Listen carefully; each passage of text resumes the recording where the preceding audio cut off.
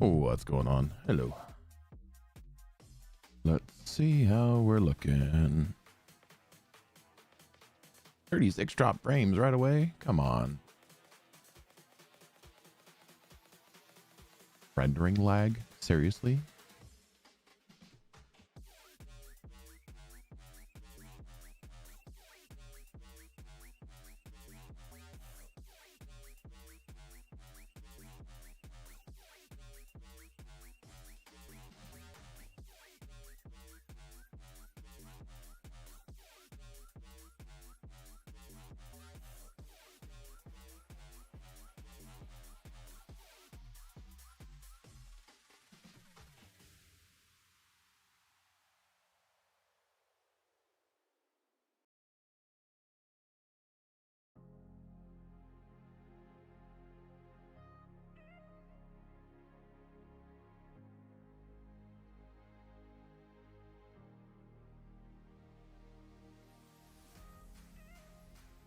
Let's see if Hex is in game.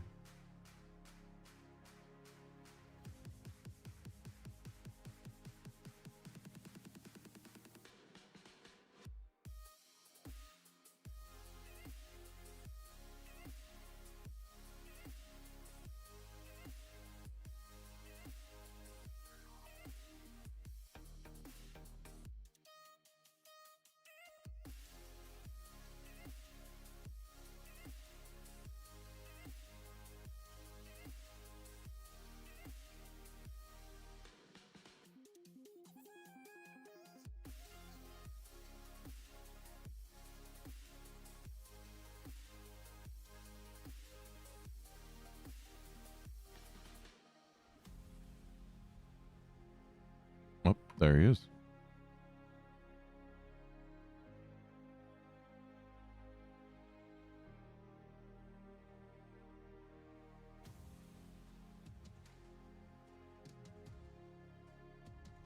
What's up, buddy? How you doing, GTA?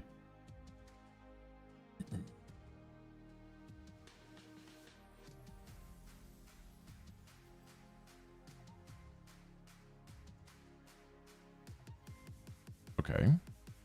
I got the invite. Did I not accept it? Was I too slow? You're good.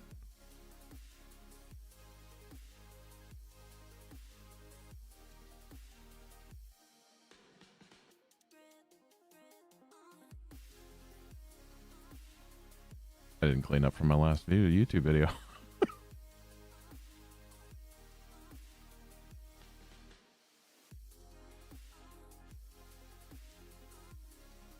I had to kill Vikram so many times to get the combo that I wanted for that video. It was so annoying.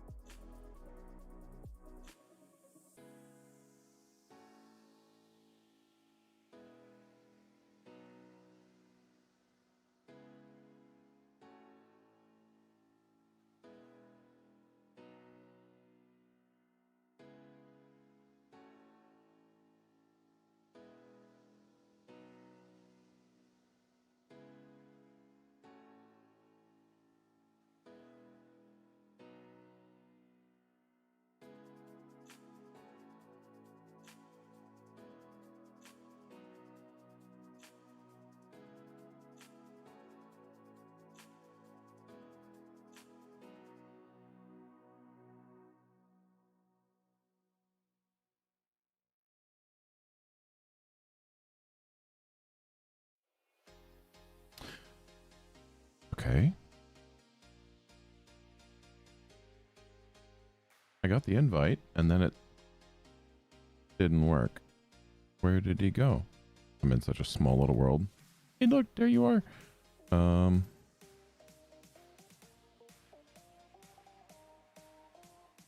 I can't even see him, and I know he's on my friends list.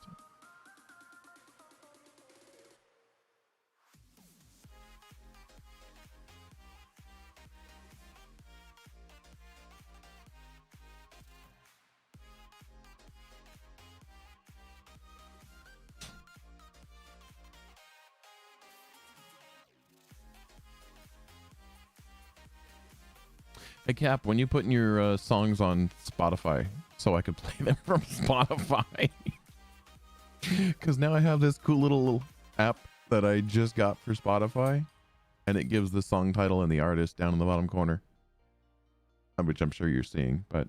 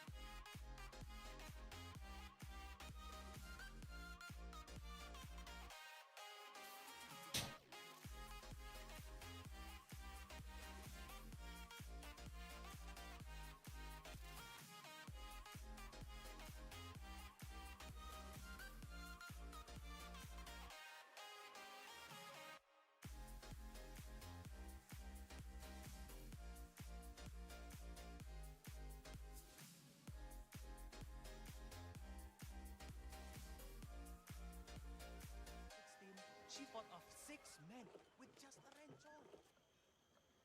All right.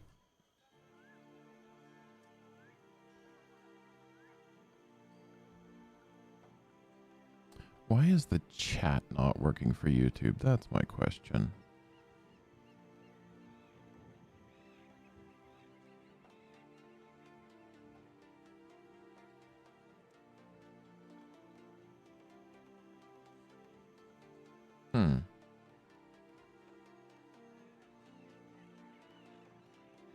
There we go. Just needed a refresh.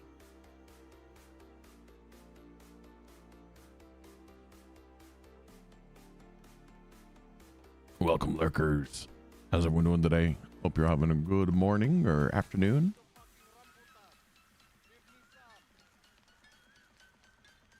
That was a video, not a live stream. This is a live stream. This is what they look like on YouTube. They look like videos, but I'm actually here to say hi.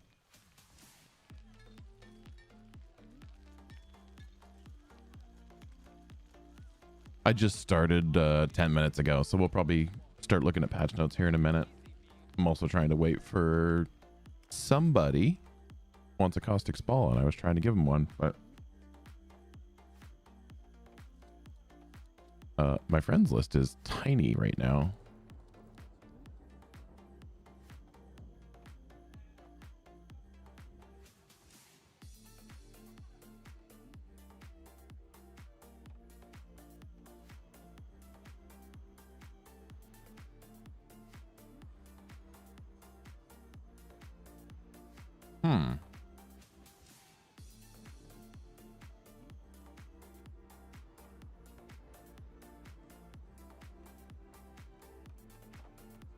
He's hiding offline, that's why.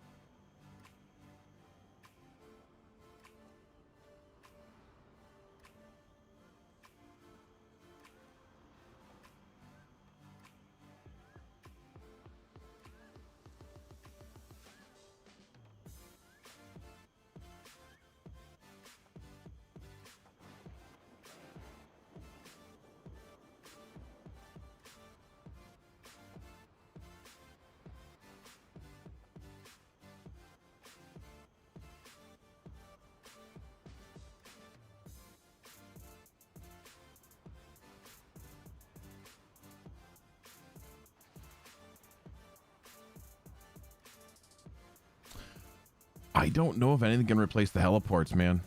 Like, we're talking about... there they are. We're talking about Phantom Mending and Burning 2. It'd be really hard to beat the Phantom Mending, all because of... Where did it go? Offensive furniture. This piece right here. This is only boosting, like, natural mending weapons. So you're getting up to 35% more damage from those weapons, and I don't know if anything can beat that. Like, you think about it, the Atmas, the Nashcars, the Heliports, the Hellgate Serpents, and the drawing a blank on the Bombards. I can't remember the name of them for the life of me right now, but those 5 are all boosted by Physician's Ledger. I wish this would work if you put mending on.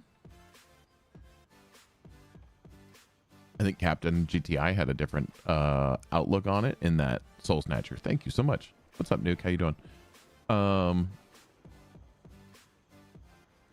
think Captain GTI had a different outlook on this, and that it would be way more powerful. The fact that it only works with 5 weapons kind of keeps it balanced in that sense. But it also makes those 5 weapons the ones to use, because Atmas are probably, I don't want to say the best, they're arguably the best right now for demi cannons. They're only outshined barely by Phoenix Talons, but the 400-meter radius and the natural mending makes them work with Physician's Ledger.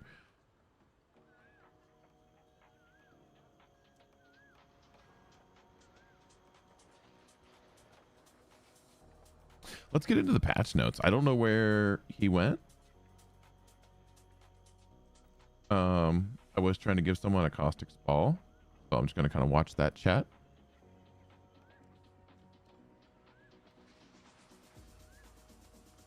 I don't think so. They're boosting.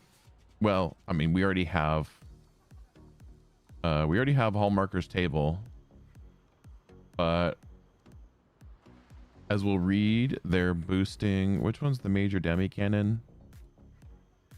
I forget what it's called. We'll go over at the patch notes because those are right here.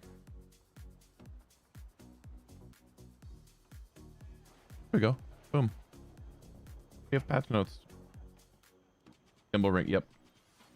And we'll full screen it because no one wants to see all of my icons at the bottom of my screen.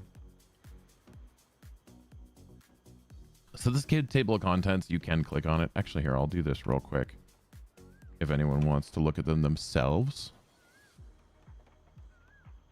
we'll just drop that link right there. So if you guys want to go and look at the patch notes yourself, you can do that.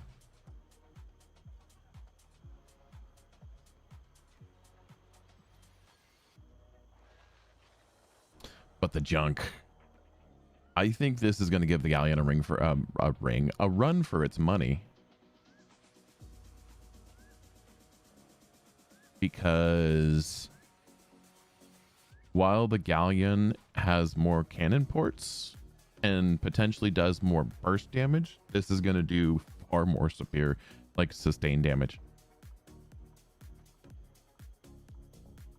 I think this thing is the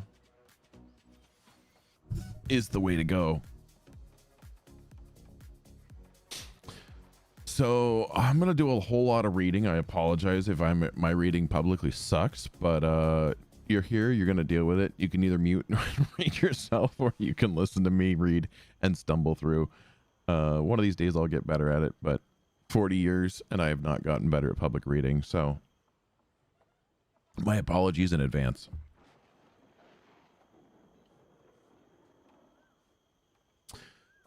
Well, base top speed of 21. I think that's after we'll get down into it. So Junk is a DPS focused large ship that shines in groups against high health enemies. Wear down their armor and fire resistance to increase your weapon damage and to decrease your reload speed.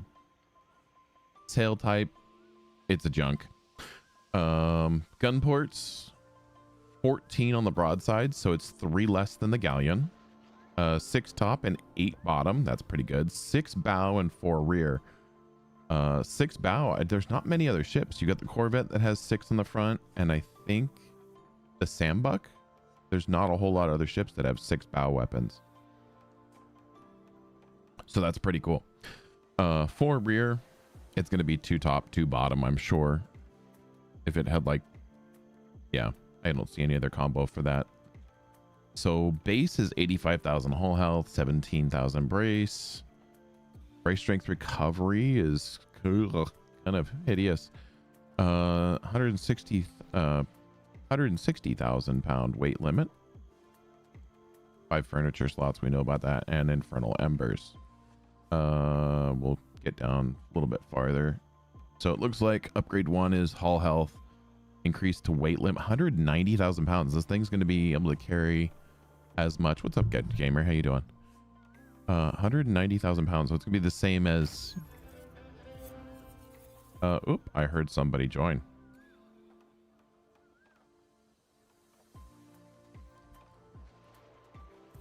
No, I didn't. I don't know what that was. I'm trying to give Hex a caustic ball, but was that an invite? No.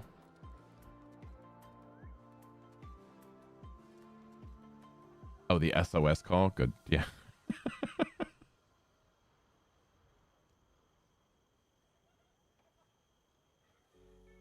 New season starts tomorrow. So tonight they're going to shut the servers down for approximately 3 hours, which means Captain GTI can sleep in a little bit. Okay. Oh, there's Hex. See? They're the same sound.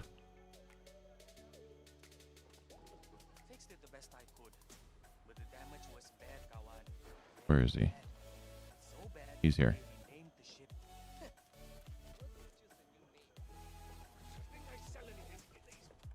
Yeah, I'm not doing that.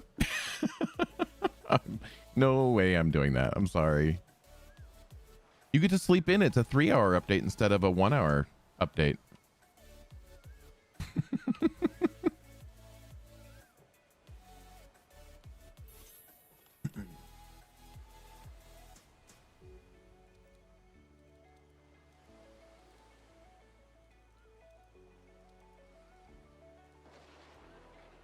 Like I've done this a few times.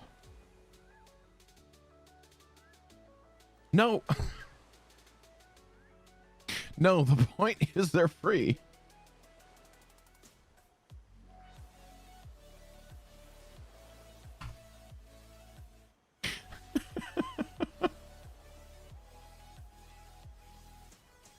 Oh.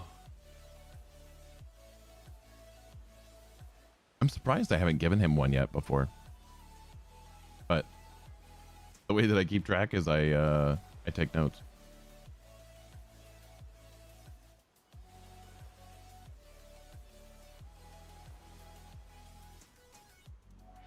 Thanks to you, Discord, you can put a note on your friends. There we go.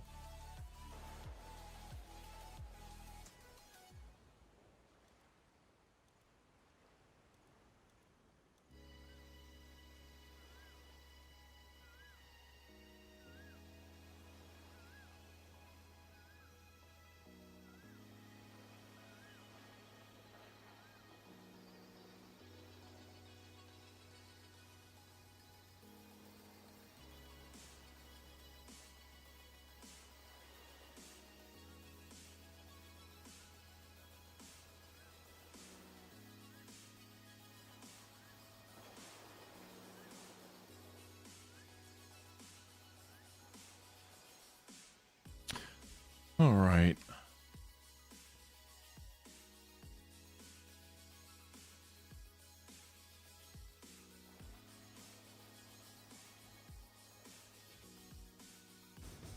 And Hex, everybody. We're going to just do this. I'm going to go back to the main menu. So if people join me, they'll just join me on the main menu. And that way we can do this.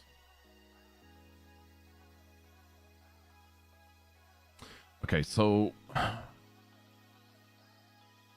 104,000 hull health. That's on par with the galleon, or not the galleon, the frigate. I think the frigate's going to have a little bit more. It's like 110, 115.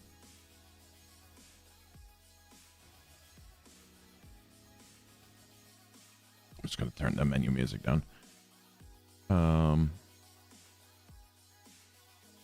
it looks like it should have some decent, and then Infernal Sea. So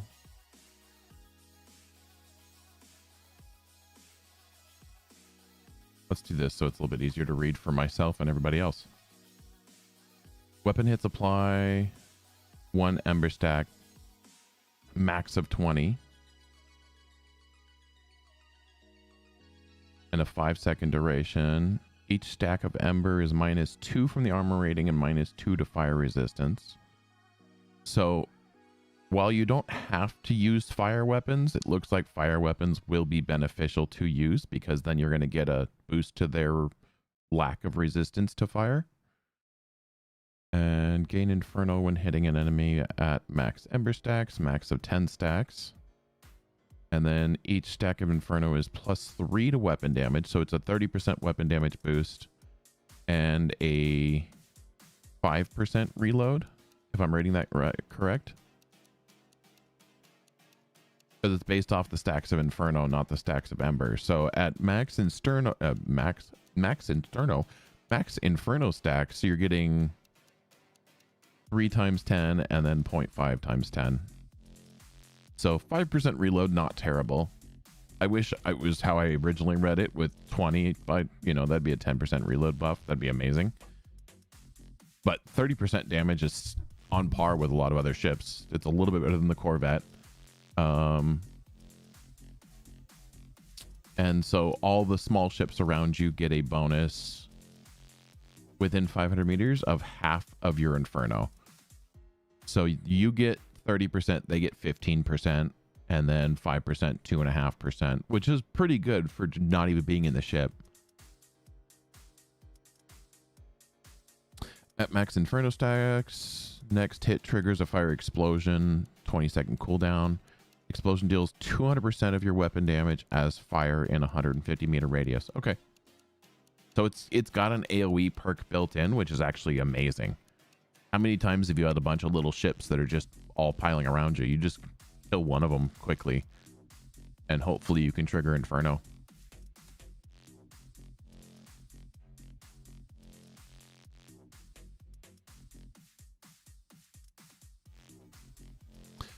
I'm not a big fan of the snow, partly because it needs a massive update. I know that it got, before I even started playing, it got an additional, 1 or 2 cannon ports on its broadside. But the snow is not my favorite. I like, of the small ships, I like the Brigantine, or not small, the medium ships. I like the Brigantine and I like the Schooner. Those are probably my 2 go-to medium ships.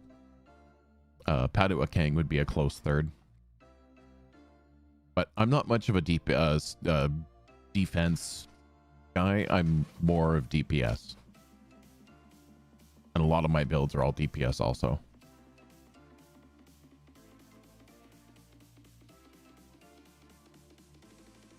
Oh, I forgot to click the dual stream button this time. Darn it. Well, not turning off the stream now. Infernal Embers. We just read this. I just read it off of here instead of off of here.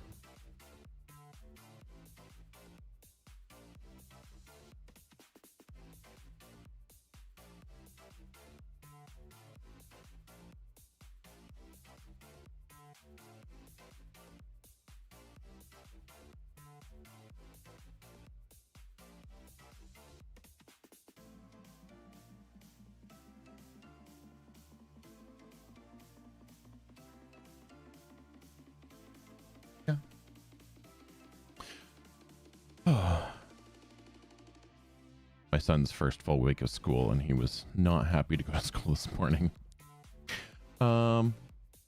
New enemy faction. This is actually kind of exciting. The Abyssal Fleet has invaded the Indian Ocean. It can be encountered predominantly on World Tier 4. Okay. Featuring challenging enemies with armored weak points, which is new. The fleet is made all the more deadlier with proficiency on impacting your ship's ability to repair. Oh. I wonder if it like slows down the cooldown, or maybe repair kits lose efficiency if you're hit by them.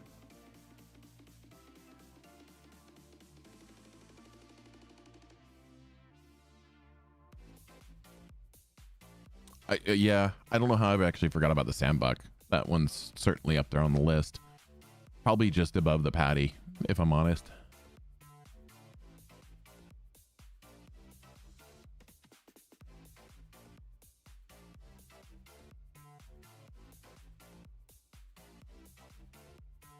I never traded. I wish to seal some armor and cannons and furniture. Let's see if it's working over here. Because I'm not seeing the bot text. There it is. I could probably do this a little bit easier, but this text a little bit bigger. I wear glasses. I need bigger text. Don't get old.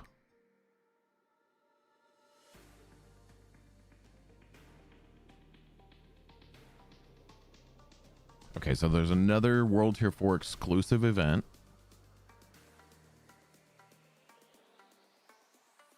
From the buoy, wherever the buoy is. Oh. This is like a survival mode. That's how I'm reading this. Waves of invading abyssal fleet ships. So get your buddies, get a whole bunch of people, and just go into survival mode. This is probably where the large ships and the medium ships and a healer ship will actually come back into use, which is amazing because we haven't really had anything like that in some time. Probably pretty much since World Tier 3 and 4 became a thing, because we were just so powerful.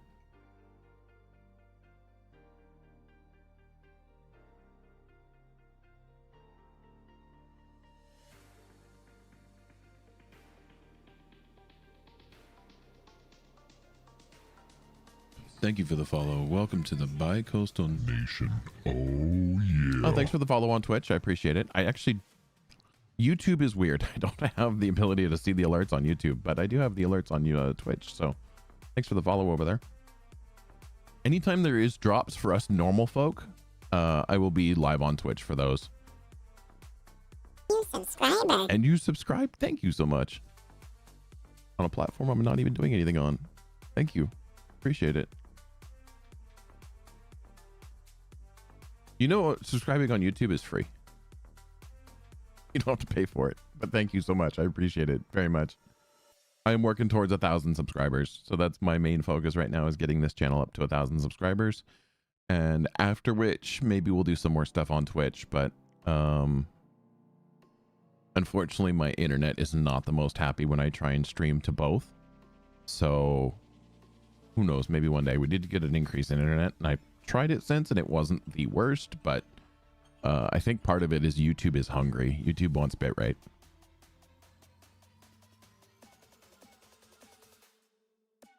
Okay, those waves will culminate in a showdown against the new Abyssal Herald elite warship, capable of wide range attacks.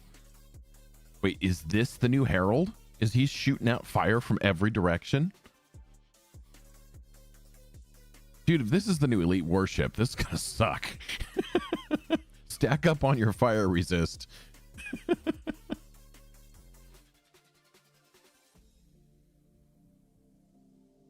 If this picture is him, I'm terrified. No one's gonna be so powerful anymore. I kind of like that. I kind of appreciate that.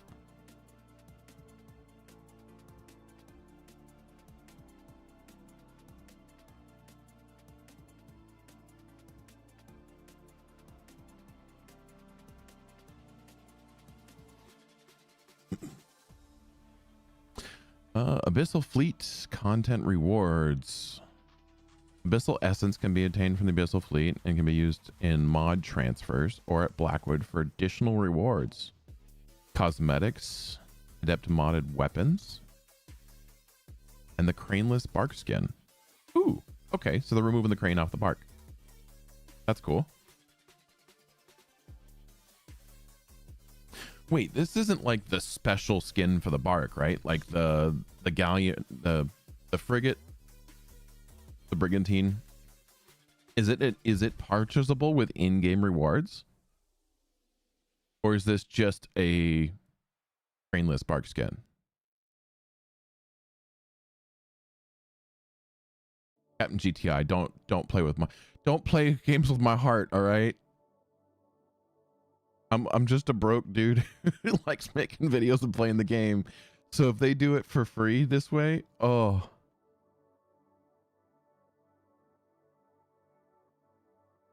Oh, that's so sick. Rather than spending $30 on a ship skin, you can earn it. I'm okay with grinding. I can do that well. I cannot afford $30 for a ship skin. And I was trying to consider a way to make it work.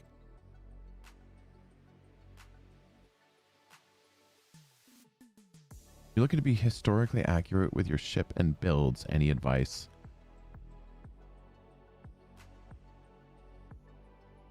Historically accurate? I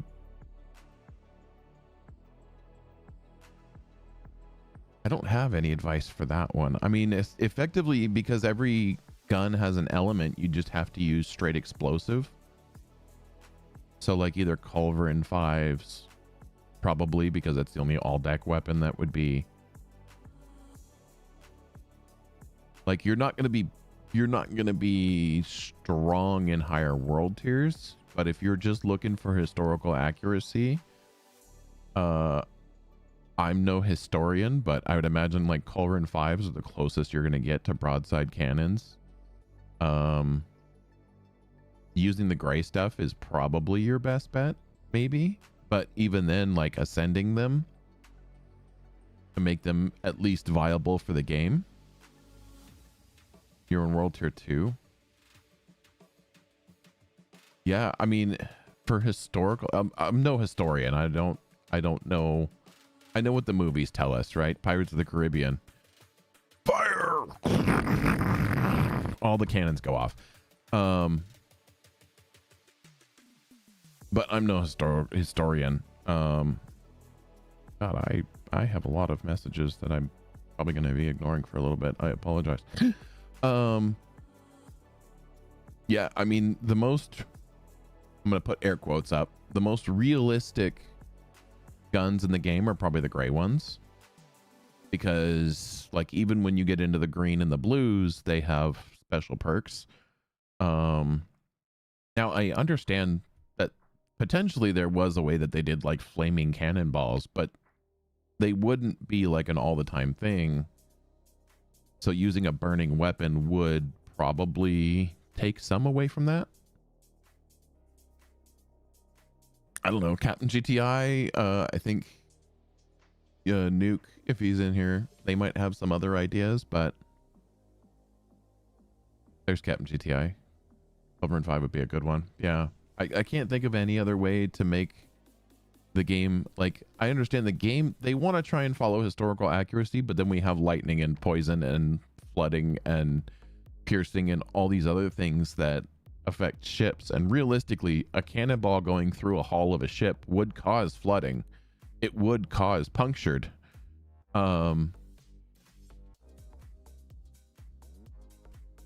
it's like you kind of have a lot of different elements that would potentially use piercing only. That'd be real. Yeah.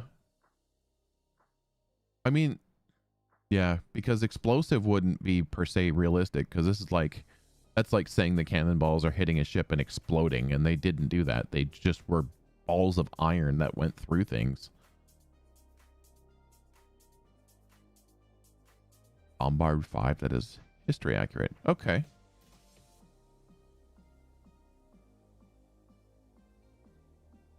Yeah, and unfortunately that's not one of those things that I really spend time thinking about, so it's not one of those things that really comes into mind. Download Ubisoft Connect. No thanks. I already got it. It's over here somewhere. Abyssal Essence can be obtained from the Abyssal Fleet. Oh, we've already read that, didn't we? Or didn't we? I don't remember. Oh yeah, we stopped there. Along this, defeating Herald Olympus provides a chance to obtain adept modded weapons and mythic exclusive mods. What are mythic exclusive mods? Captain GTI, is there anything you can share on this, or would that be a breach of your terms? Because this is completely new, right? We know what mythic mods are, and we've heard about mod transfer, which is what they're demonstrating in the picture here. But mythic exclusive and adept, they talked about on the deck stream. I asked GTI because I mean we all saw him on the deck stream. It's a breach right now. Okay, that's fair. Mythic exclusive mods. Okay, that's something that's going to be fun to look at. So they could be maybe more. Yeah, I remember that from the deck stream. But the mythic exclusive mods, I don't remember anything from. I was curious if maybe, or I mean, if anyone else remembers, did they mention anything in the deck stream I missed?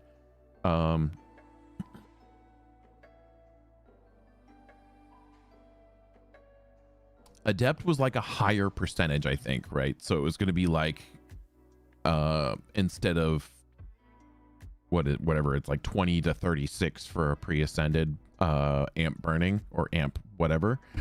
It's, I guess, going to be above that, like 36 to 50 maybe. I don't know.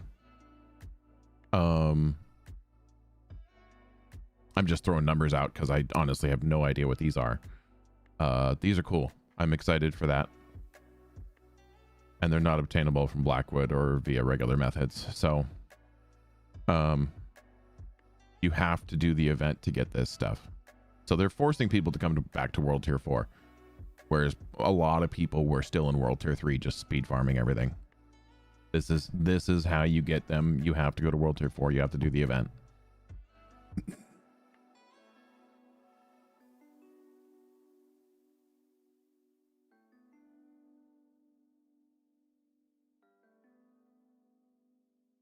Okay. Yeah. Thanks for dropping in. Thanks for coming around. I wish I could be more help to you. I'm just not a historian. It's not something. I build the game's DPS and, you know, trying to find the next meta. But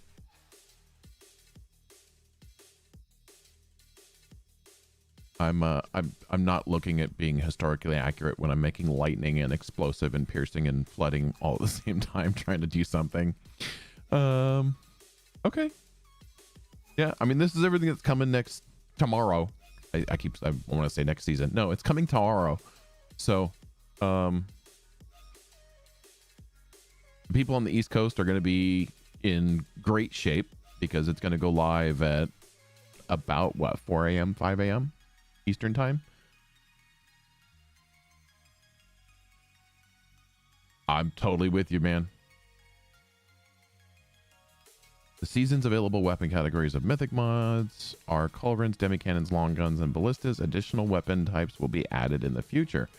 Okay. So culverins, demicannons, those are my two main weapons I use. Long guns and ballistas. Ballistas is an interesting addition. Right? So if you can get some crazy mythic exclusive mods for a ballista, like 5 a.m. Eastern? Okay, so 2 a.m. Pacific. I will be asleep. I apologize. I get it, but are they trying to push the ballista as a comeback? Long guns? Yeah, long guns. I am a little bummed there's not torpedoes on this list, but I understand torpedoes are very strong as it is. They don't need anything. Culverins, demicannons, arguably are kind of just the vanilla ice cream of this game. You can put them on anything and still be fine. Long guns and ballistas, I think, are the two outliers. And long guns, I don't know if for PvP, they probably don't need a boost. I'm sure PvP players do not think long guns need any benefits. But ballistas definitely could. Ballistas were, they've had their ups and downs, and I feel like we're back on the rise for ballistas. Maybe my ballista build would be fun, although I'm going to lose like 120% from not having mending weapons unless they added it somewhere else that I didn't see. All right, so basically from what they described is you have one weapon here, the Scorch Song. This is apparently the new weapon, new Culverin. You can take, they said multiple. I'm presuming if you wanted, you could potentially take everything and put it over. Oh, I'm sure. Yeah, they're trying to see how much we break these things. Skurlock Longnines, I mean, if you farm for the Mythic exclusive mods, it's a world tour only thing to farm. But Mythic exclusive mods will be available for Culverins, Demicannons, Long Guns, and Ballistas. So mod transfer, they said you could take multiple. I presume you could potentially take all of them if you wanted, but I don't see why you would want all four. Like, because when you take them from weapon A and move them to weapon B, weapon A gets destroyed. I wish that wasn't the case, but I could see the power of not losing the weapon you're taking things from. I still wish there was a way that we could remove ascensions and keep the weapon, maybe without transferring them. Maybe we lose the ascensions and we keep the weapon. I don't believe so. I don't believe so. I believe none of us have played except for the guy in chat who's probably under NDA. So I'm not really pressing him for information because I understand that he can only say so much. But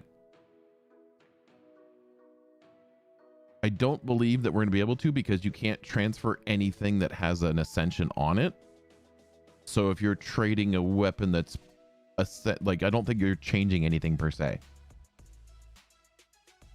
Right. And once you roll these ascensions onto this weapon, in this case, they're putting Dire Burning on, which is a downgrade, but regardless.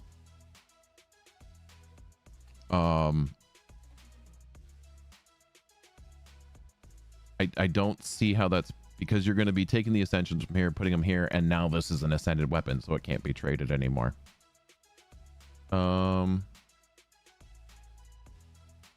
This feature allows the transfer modifications between different. So what they did say is it's going to go from type to type, which means Culverin to Culverin, not like Culverin to Long Gun, I believe. One of the modifications has been transferred. The source weapon will be destroyed in the process. Transferring modifications require a new material, Ascension Flux. This can be obtained from salvaging ascended items. Okay, so it's something that we're going to get from doing what we're already doing. Seasonal Mastery loadouts are now available. Okay, we're on to the next section.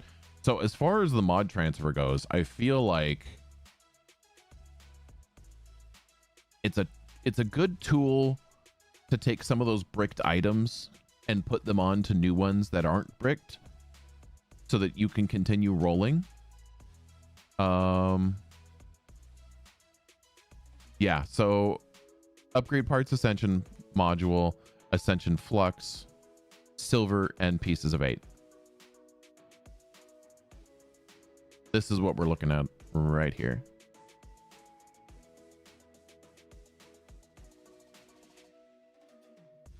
I'm happy they didn't go all out. It is 15,000 silver, which for some of us is not much, but for this poor soul with 17,000 total, 15,000 is a lot. If you need silver, go look at Captain GTI's video or my video on how to make silver, and you will not have 17,000 silver very long.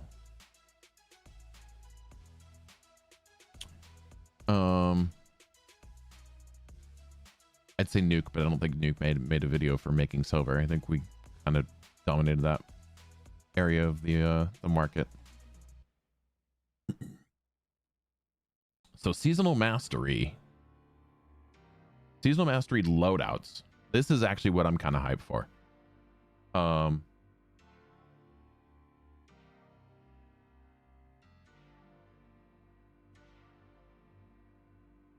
What's up, Slack? How you doing, buddy?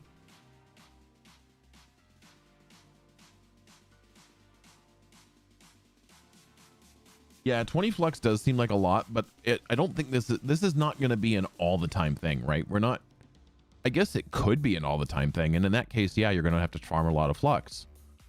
But I don't think they're intending. I think they're more thinking that we're going to use this as far as like bricked items. Now, demi cannons, torpedoes, mortars, and spring loaders can all be farmed from the 4 world bosses. So you can farm those and then look for mods that you want to transfer, and that might get pricey. But the ones that you're not transferring from, you're going to deconstruct, which is going to give you Ascension Flux. So maybe it'll balance out. I know my camera's so small, I'm sorry.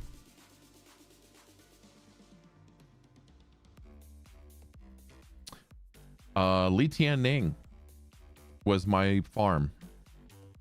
Oh, does it show on the title screen? No, it doesn't. I got up to 2 million pieces of 8 this season just farming Li Tianning on repeat. It is boring and tedious, but the speed, like if you get a decent build, there's quite a few of them out there. Nuke Troop, myself, Captain GTI, Fear What has some builds. I don't think none of his are really on YouTube.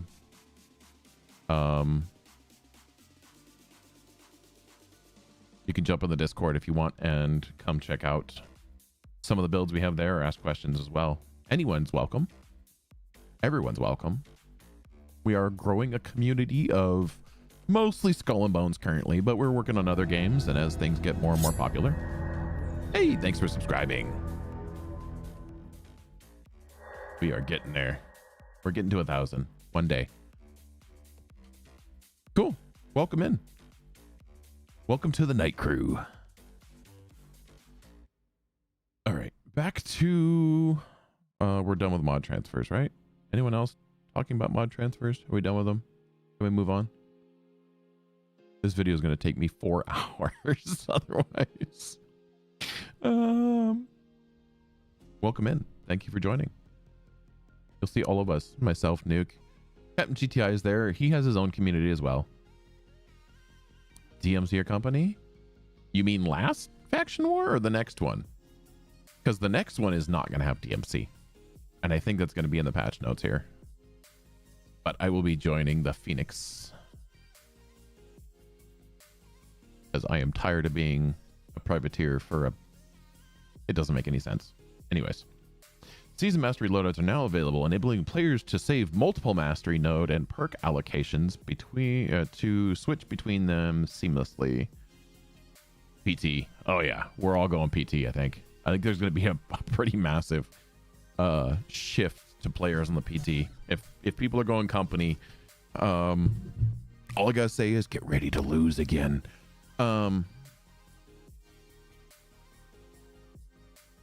I did go to the French side last season, partly to say I've done it, partly for the rewards, partly because I was hoping that I could win and then I could get the rewards, but now I have to buy them again. So it doesn't really matter. I'm just going to buy the rewards, so... Caca! Yeah, I can't do a Phoenix screech. That's not going to happen. Not from my vocal cords. Mastery loads can be set or changed in the ship loadout menu for ease of use when changing ships. So I think this is just the regular loadouts. Oh no, this loadout screen on the ships.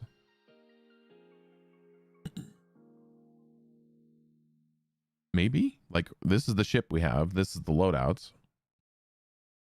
Unfortunately, without a video, it's kind of hard to see how they're planning on this happening. So mastery loadouts are there. Equipment, cosmetic, and mastery. Okay, so I guess you can save the mastery to tier, or do they all show up and there's only one?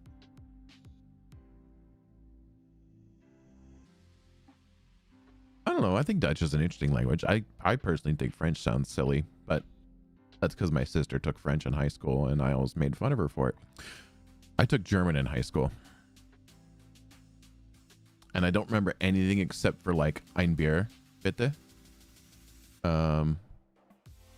I also live in California, so Spanish is just something you learn.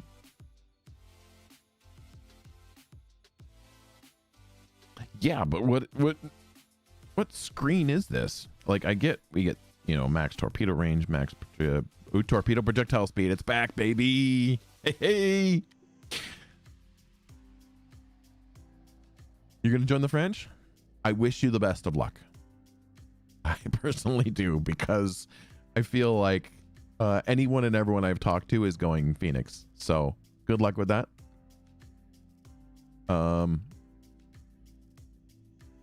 Nothing personal, but Phoenix is just going to steamroll this season. And I'm okay with that. Players can now save up to 10 mastery skill tree loadouts. Why couldn't we just get 20? Like one loadout per ship loadout?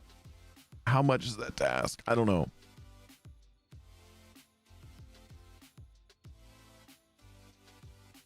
Yeah.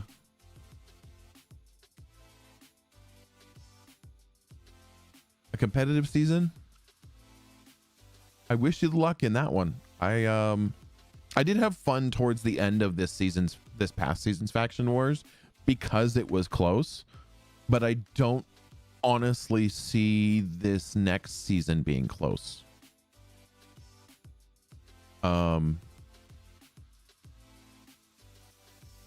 Just based on the sheer volume of people that are going to go Phoenix. Players can now save up to 10 mastery loadouts. Loadouts can be edited and saved directly from the mastery tree UI.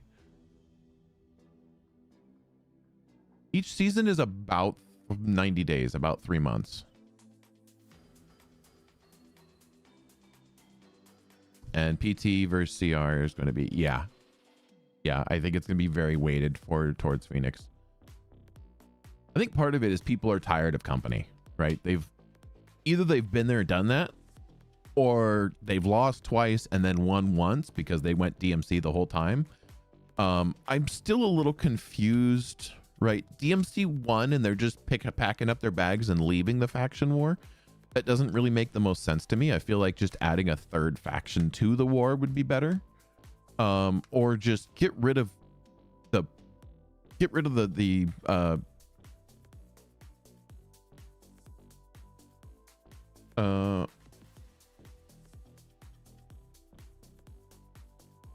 yeah, or you're like me and you went company last season just to be like, hey, I'm gonna try this out, and then because you can't change, you're stuck with it when you pick it, and by the first within the first 2 weeks.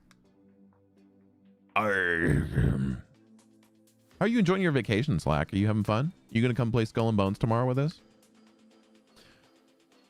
I keep pestering him. He's a Division 2 streamer. If you guys like Division 2 content, I'll give him a shout out.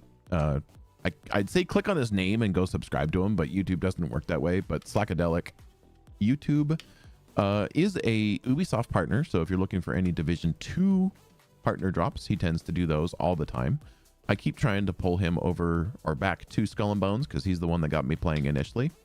But quick little shout out for Slack. Good buddy of mine.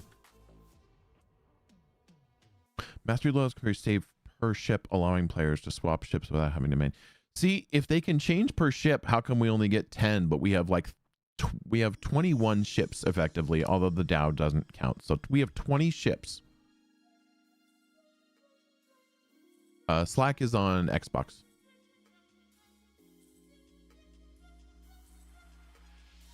But he is good time to watch. So he's on Twitch and YouTube.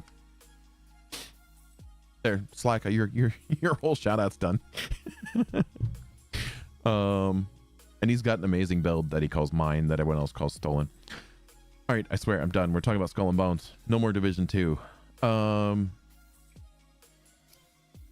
yeah, so it says you can save per ship. We have 50 ships that we can have.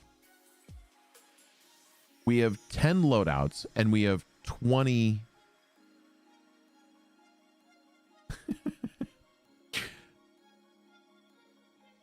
We have 10 loadouts, and we have 20 ship loadouts. Like, the numbers are just not adding up. We can have 50 ships.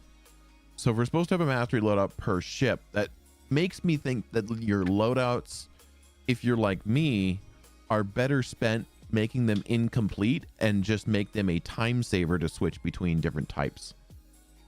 Right, so you have your healing type, which probably can mostly be one entire tree because you're not changing that much on healing.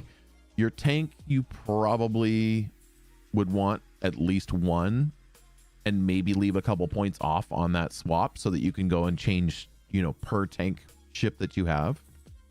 And then your DPS, you can make like a fire, a flooding,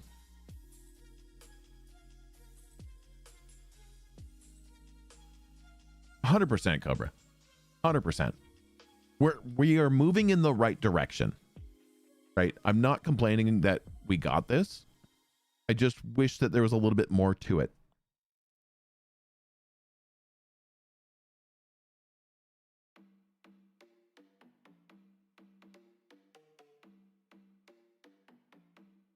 I hope so, but we're only limited to 10 mastery tree loadouts. So is each one of those edits gonna count as one of your loadouts for the mastery tree? And that's, I think, what we won't find out until tomorrow. Or until we start using them, right?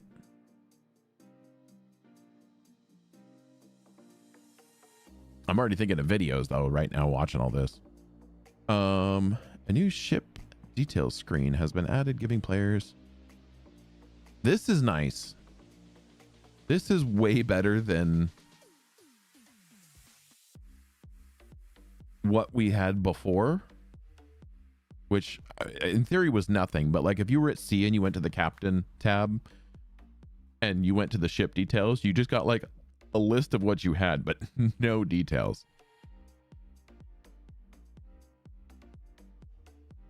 How to get alerts on YouTube? I should have alerts.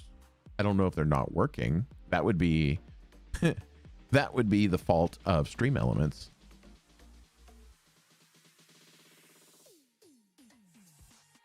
Yeah, I need to do StreamerBot. I just haven't taken the time to try and understand it. And the little bit of time I have done, StreamerBot looks like I need to speak code to him, and I don't know code. I'm sure it's more simple if I try, or I don't want to say if I try, because I have like tried. I've looked at it and tried to figure it out. But yeah, I'm sure StreamerBot is what I need to move over to for alerts and stuff like that. This screen is for both ship loadout and my fleet. Okay, so it's a nice details page. You can go over your weapons and armor, your roles. I presume this one's unascended, so it doesn't really show much. Again, why can't you give us an ascended weapon for this one? Just put 4 ascensions on it, please, so we can see how that looks. I would imagine unison tearing, we probably would see them somewhere here on the screen if we have ascended weapons. And then the percentage of status. This is cool. How much your ship is dealing out.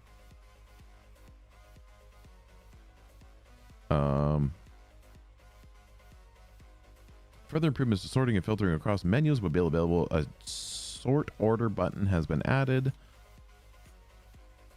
allowing players to easily switch between ascending and descending order in the list. We could already do that for some screens, so it's cool to see it coming elsewhere too.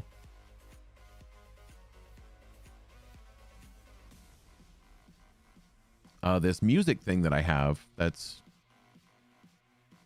like over here on my screen. This thing came from Nutty. I know Harris Heller used to have one. I tried making it work before streaming it. I don't know what happened. It probably hasn't been supported. So this one came from Nutty. The nice thing about Harris Heller's is that it used to disappear. Like it would show up for 30 seconds and then disappear, and the new song would come out and it would show back up and then disappear. But I like this one. At least it says what's playing. partly because when YouTube says, oh, you played a copyright song, I could say, no, it's on my screen. That's what was playing. And I can argue those because people like to try and steal stream beats or something.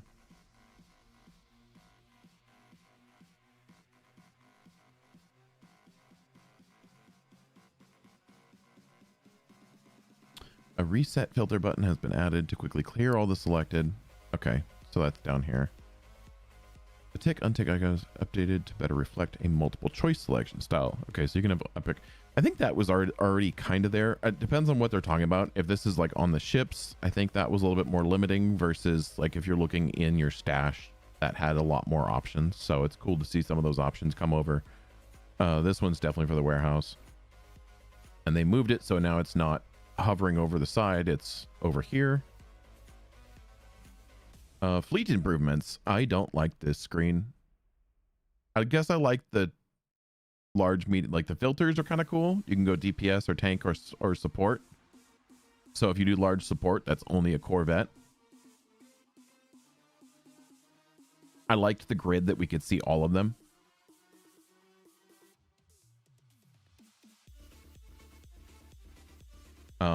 I do wish there was a way to like favorite ships on that grid, so those favorite ships could be on the top row and everything else would just fall below. That would be cool. But I mean, we'll see. Hard to form opinions on a picture. This seems to be the direction they're going, is making lists. So we'll see how it works. I didn't like the weapon change when they did that, and I've learned to use it. Updated the change ship UI with more visual of each ship, addition of fleet categories for better navigation. Daily logins will be available for the whole season.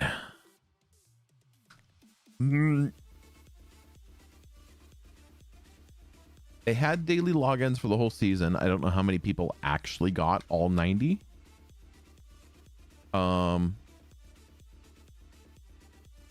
And then they did the daily login for like, what, 20 days? I feel like they could have split the difference and done like 40 or 45. Land combat has been put on the back burner. They've said in pretty much every deck stream that land combat is not a priority for them right now. It doesn't mean it's not coming. It just means that it's not coming soon. Right? This game is a ship combat game. Land combat, while I understand people want that Assassin's Creed feeling, have you walked around on shore and then fire up any Assassin's Creed game? I'd imagine it's basically the same ship. I would think. Right. The Hubecs are in what? Frigates. Lepest is in a Corvette. Li Tianning's in a junk. And Vikram is in something. But I think for the most part, aside from the flute, which the Dutch have, and they have said it's coming without saying it's coming when they put a picture up of what's coming in year 3. Right, year 3 we got the galleon. We're now getting the junk. The next one to come would be the flute. And they also teased in the latest deck stream that we're getting another small ship, and 8 letters is the hint. Go ahead and type electric and count how many letters. I think that's because they've said electric ship's coming. A small electric ship, I think, is that hint.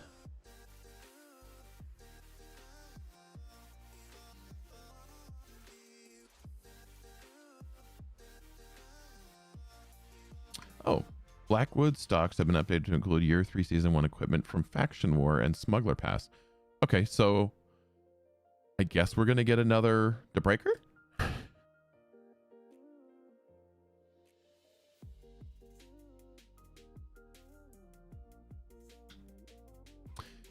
Yeah, but again, feel the movement of Skull and Bones versus the movement in Assassin's Creed. Right? when you watch someone playing Assassin's Creed, or if you're playing it yourself, the movement does feel very good and very natural. Mostly. I mean, I know there's bugs when you get stuck on a rock and you can climb a house. But the movement in Skull and Bones, to me personally, feels like this is your character and the world is moving underneath your character. Assassin's Creed, it feels like you're moving around the world.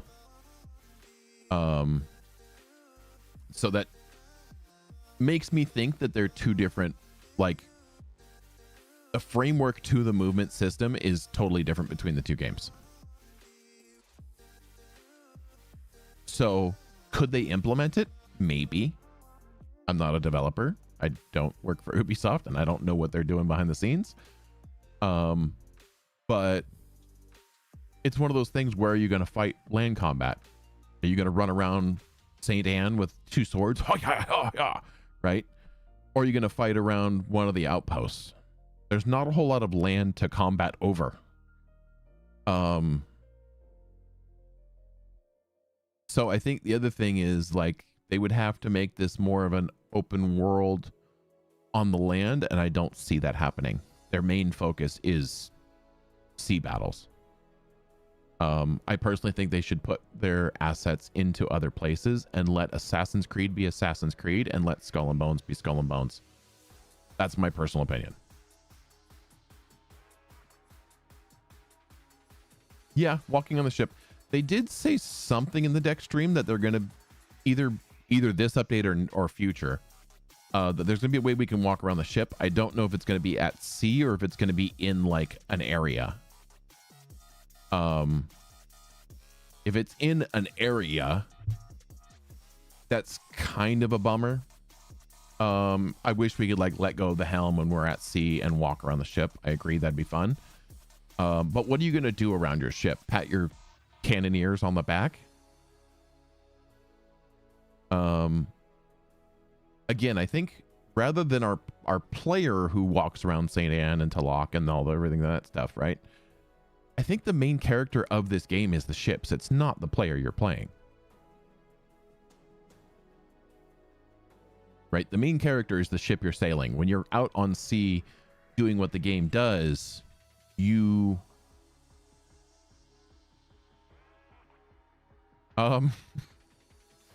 why? I want more medium ships personally. Galleon Blueprint can now be purchased from Blackwood. Blackwood now has an Abyss tab to purchase new Adept mod weapons. Time limited event vendors, Halloween and Darktide Lullaby also now include new Adept weapons with ascended weapon chest. Ooh, okay. And we should be moving into the season, so we're gonna have the Darktide Lullaby and the Halloween, I believe, in this. We're what, August, middle of August, so we're gonna go to the middle of November potentially. And then season 3, we should hopefully get that frozen and annoying boss back where we can farm more of those bombards or buy them, or the blueprint, who knows. Added the ability to trigger ship. Yeah, we saw that on the deck stream, although it didn't seem to be working at the time, or he was doing something wrong. Who knows? Maybe he was in combat. Year 3 season 2 introduced a refreshed seasonal mastery tree featuring new seasonal perks, major skills, and minor adjustments in the skill tree loadout.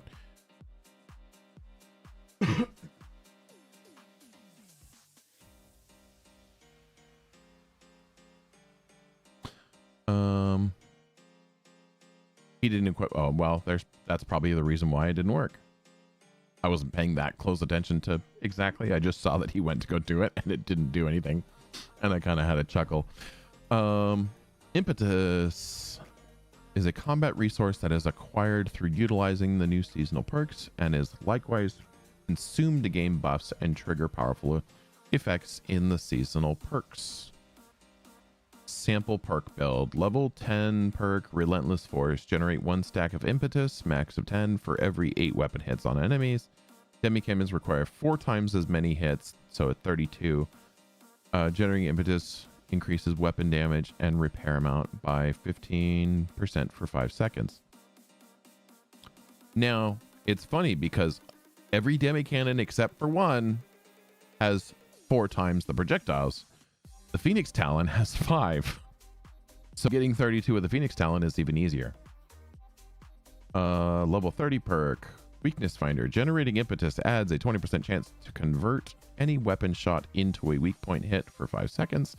That's pretty busted. And it's a 20% chance.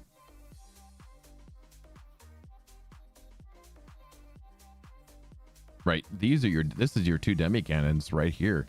That's, even though it takes 32 to generate stacks, generating Impetus, which is what you're going to be doing by shooting things, is going to add 20% chance to convert any weapon shot into a weak point hit for 5 seconds. That's going to be powerful.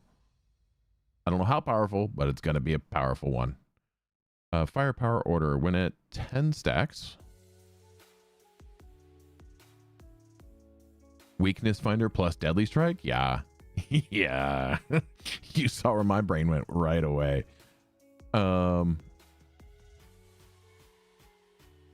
Plus you can add weak point damage in your mastery tree. We saw those all over, scattered everywhere.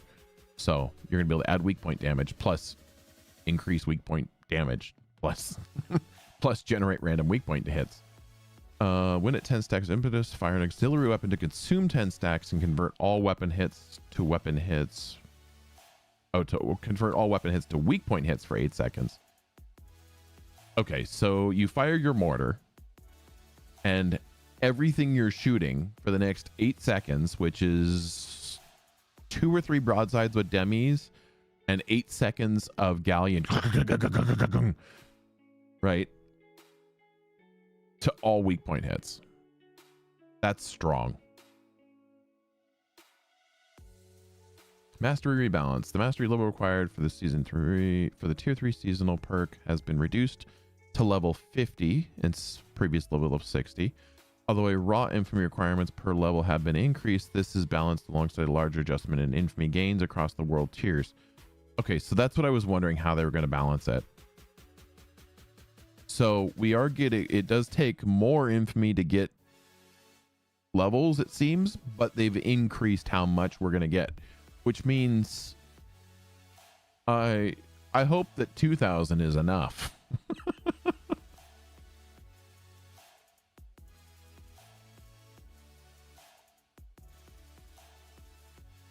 Oh yeah, Minds and Spirit Color would be another one.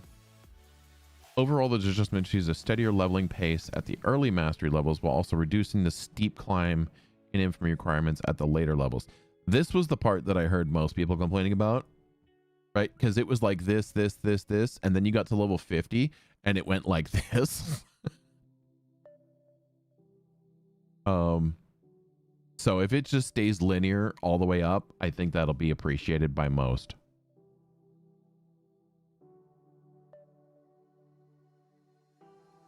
Seasonal point reset. Returning players from previous seasons will earn a head start on mastery points at the beginning of the new season based on their final progress in the prior season, accelerating their journey towards mastery 80. Previously level 60, you get 5. Previously 70, you get 10, and previously 80, you get 15. Okay. I think there is a lot of people that are very bummed that it's resetting, right? Oh, you already got my 80 points. Why do I need to get them again? Because it's a seasonal game. Go play Diablo 2 or 4. Not 2.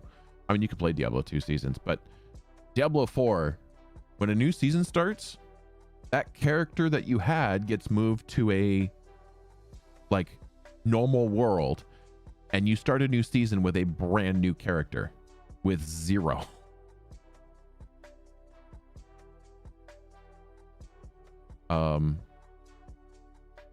I'm okay with having something new to grind for every season.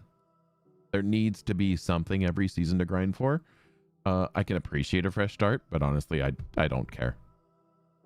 With the introduction of a new season, the seasonal affixes have been refreshed, introducing 4 new affixes and 1 returning affix.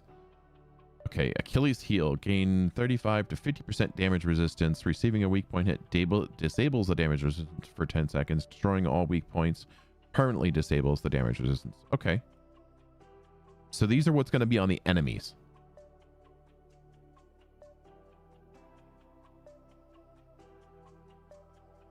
Our favorite one is there at the bottom. Raging Bull, gain a Berserk state and increases damage by 20 to 40%. Berserk state is disabled for 20 seconds upon taking 10 hits within 10 seconds. Okay, so hit him with a demi cannon. I will say that's probably a little bit harder for long gun people, right? If you're using a long gun, disabling this perk is going to be difficult.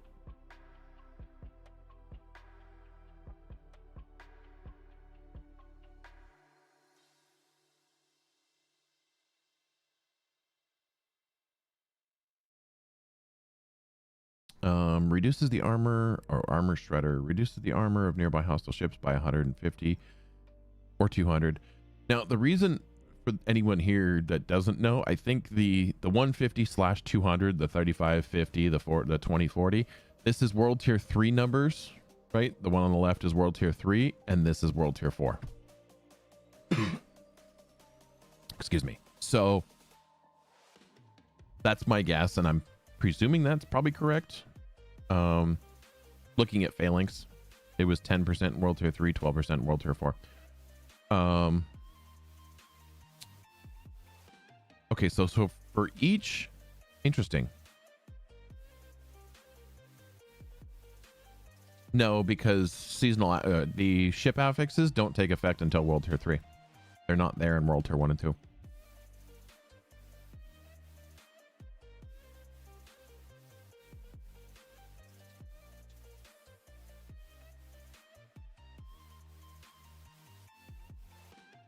Oh, you think there's like an Armor Shredder 1 and Armor Shredder 2? Maybe.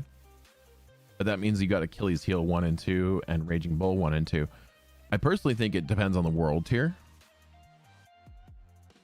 They don't really clarify.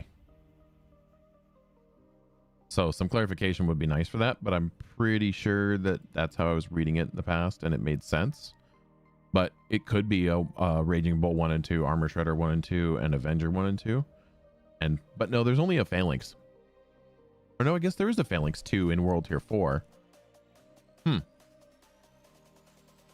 Gains a damage increase of 4 or 5% for 15 seconds for each ally killed within 300 meters. Up to a maximum of 32 to 40% damage increase per ally killed. It is doubled for non-elites. Whoa. So if you have a lot of ships and you kill something and they have Avenger, they're going to do a boatload of damage.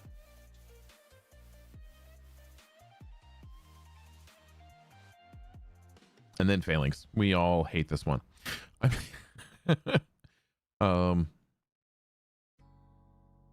They get damage resistance for each nearby ally up to 5. This is kind of the main focus of my video that I just put out, talking about how Vikram only gets worse if you start piling more people on him.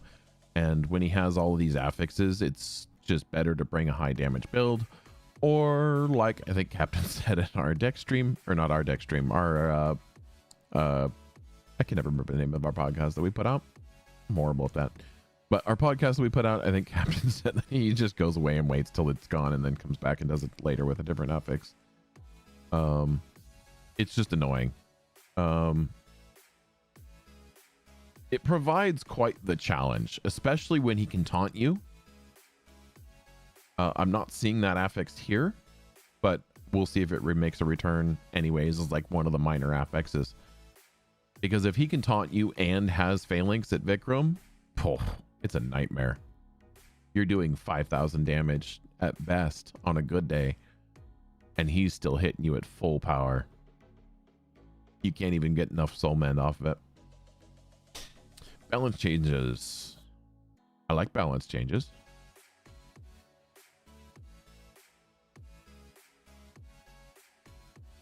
A new seasonal journey is available and will cover new content such as Junk Ship Trial and this season's quests. New to this season will be added a additional mastery point rewards on the journey, coupled with mastery levels. Captains can reach a total of 90 mastery points to use. Okay, so if you finish the seasonal journey plus finish your experience gains, you get 80 from that and then 10 from the mastery tree, or from the seasonal journey. So we will get 90 points. I just didn't know how they were going to implement it, but I like that. I think that's good. That gives you 10 points if you just do one and you don't get enough experience somehow to do the other. But I think you're going to do both at the same time and you'll just get extra points along the way, which is cool. Weapons and status effects. Demi cannons increase weapon damage when fired within 100 meters. Weapon damage fall off now starts at 120 meters and beyond. Okay, so this is to battle the Atmas. We knew it. Atmas is going to take a damage hit. Or, yeah, they're going to take a damage hit.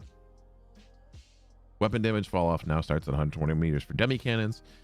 So you're not hitting things at 200, 300 meters with Atmas and dealing full damage.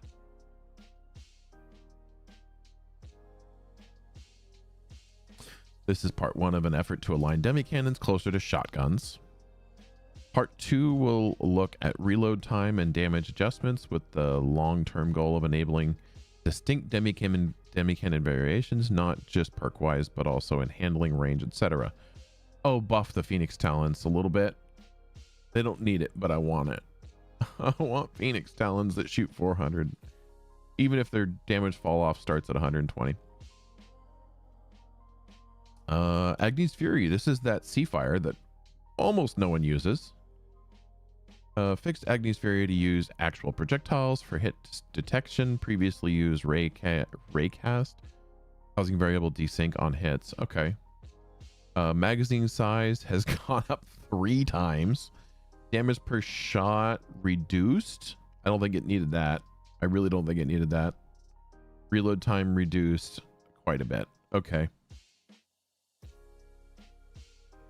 Now, we don't know how good Seafires can be yet, but I don't think this was helpful. But the other two are definitely helpful, so we'll see how it balances out. I presume there's been some testing. An overall balance pass following the hit detection fix, adjusting magazine size, damage per shot, and reload time accordingly. Caustic's Ball. This is the one we knew would happen. We all knew it was going to happen, and we only mostly know how much effect it's going to take. Projectile speed bonus, scaling cap for flooding, damage reduced from 30 to 15%. All other effects are unchanged. Caustic's Ball Station is overperforming. The bonus cap has been nerfed from 30 to 15%. Now, the question being,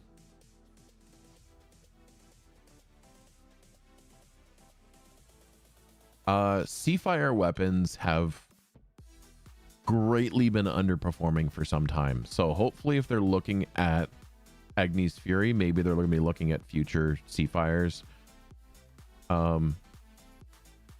You're welcome to try them. I personally don't think I will be exploring Seafires until I see some big updates to Seafires as a whole, right?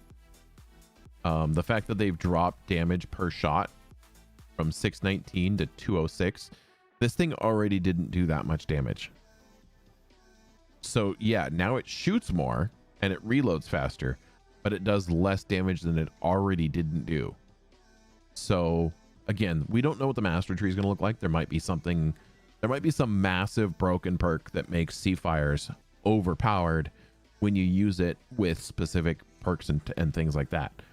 But until we see all of that, I'm not holding my breath for Seafires to be great. Yeah, they did, but it's weaker. So replaced hitting a target over 100 meters away increases demi cannon damage by 17% for 12 seconds. With for every demi cannon weapon equipped, increases weapon damage of equipped weapons by 5%. Projectile speed and maximum range bonuses for demi cannon weapons unchanged. So it does give projectile speed, which is cool for Caustic. Maximum range bonuses are cool. Adjusted to align with demi cannon's adjustment. Here's the thing. The Hallmarkers table does 20% increase, so it does what this does for cannonball weapons. A demi cannon is a cannonball weapon. So if you didn't get the Hallmarkers table, if you're coming in year 3, season 2, this is a second place replacement potentially, but it's I don't think it's going to be a replacement for Hallmarkers. You know what I mean? Because Hallmarkers gives you 20% for each cannonball weapon equipped, and then it also gives 20% on hit, or 20% damage increase with a 5% chance to proc. With demi cannons, you're shooting 4 times the projectiles, so you have a very high chance of procking. Ship perks frigate. Hey, that's good news. Armor gained per grit stack increased from 40 to 50. Okay. So instead of what, 400, we're now up to 500. I'm okay with a small little, small buff, make small adjustments and see how it does. I'm okay with that. The frigate currently lacks offensive modifiers, but has the highest hull health and brace strength among all ships. This change further improves durability and allows more flexibility to invest seasonal mastery points into offensive nodes.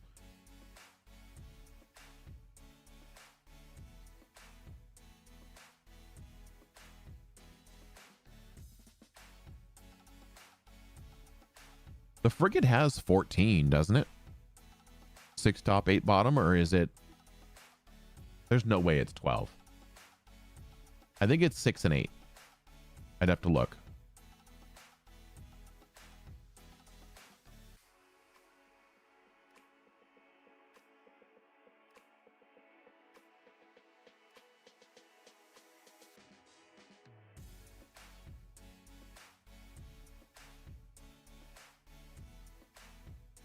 Let's exit full screen. We'll pull this to the main screen so you can see what I'm looking at. Oh, it's 6 and 7. Okay, so it's 13. 6, 7. Couldn't resist. So it's 1 less than the I think it's 1 less than the junk. I think it's equal with the, no, that's 7, 7. Okay.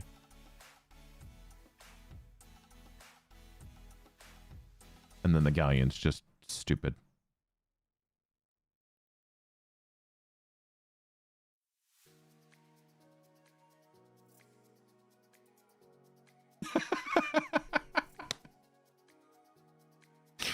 I found out how to get rid of nuke. Let's go back into full screen. No, wrong. I was on the wrong tab. Click here. F11. F11's how I'm doing the full screen, by the way. Okay, so dev note for, okay. Brace strength restored on activation increases from 10 to 20%. That's good. If you're reading ahead, you're excited like I am. Schooner getting a buff. Yes. Chance to trigger Fury on self increased from 20 to 30%. Broadside weapon damage boost while Fury is active from 20 to 30%. So that means potentially you can get up to 50% damage with the schooner now, which puts it into a new class of damage. World tier infamy rebalance. Infamy gains across the world tiers have been rebalanced to offer greater value to players who step up to the challenges of later world tiers. The various content types being adjusted differently to more accurately represent the challenge they pose. General ship combat, all SRs minimum adjustment, plunder 1 to 15 minimal adjustment, plunder 16 to 20, plus 15, 21 plus 40, and 26 plus 65. Elite warships, sea monsters. So they are buffing. The higher the level you are, the more experience you're going to get now.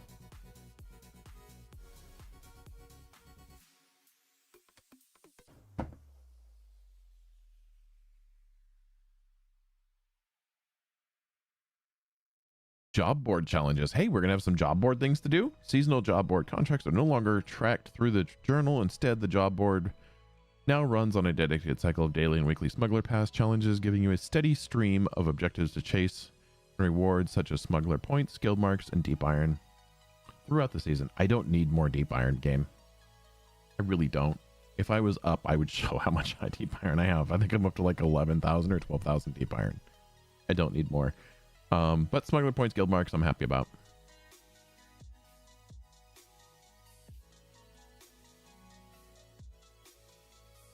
Ooh, okay.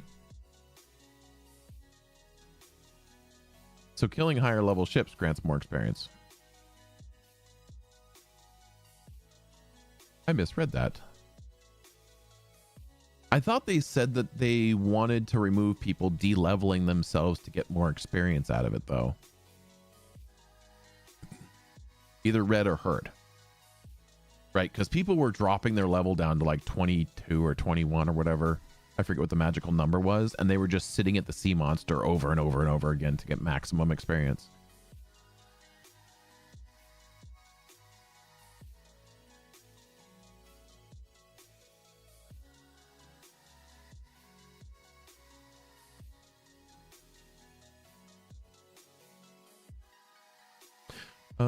To get started, an Infamy quest, Hired Help, will be available at the start of the season in the journal. This quest will direct you to the job board of St. Anne and Talak Penjara. Okay. Contract. Hey, we're about 2/3 way. Probably half, probably a little bit more because I'm sure the bottom is garbage. Why did I do that? That was stupid. Where were we? Here we go.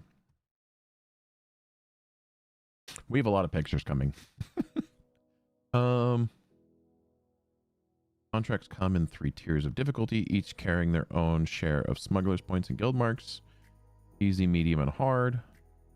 Ooh, I wonder what hard contract tiers are going to be. The challenge pool is designed to encourage you to engage with the full depth of the Indian Ocean dangers. Moonshine and Honorless. Challenges tied to Moonshine and Honorless events will also be accessible directly through the job board this season. Wait, is the Moonshiner coming back? Again? Didn't we just have him? And we started season 1 with Honorless. Are we getting Honorless back again too?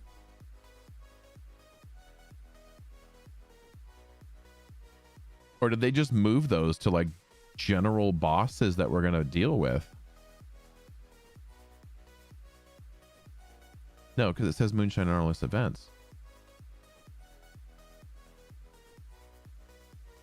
I honestly figured we were going to have, you know, Halloween stuff and Lost and Haunted. Talk to William Blackfoot. Huh.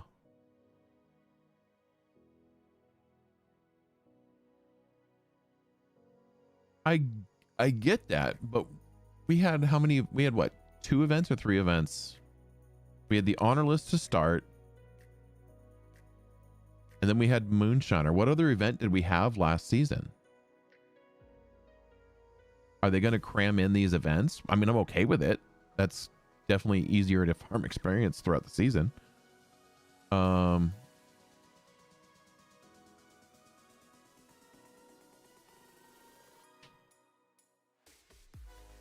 Aha.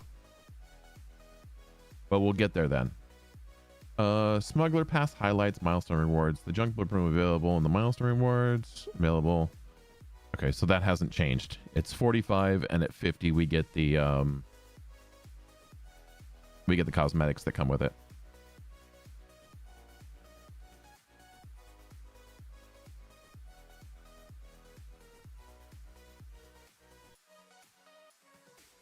Milestone rewards also feature a ship upgrade material bundle, which has materials specifically suited for upgrading the junk. Okay. I guess that's helpful for, I mean, it's helpful for me. It's one less thing I have to farm for. I'm sure I probably have the resources, but that is cool that if people don't have the resources, they're going to help you out a bit.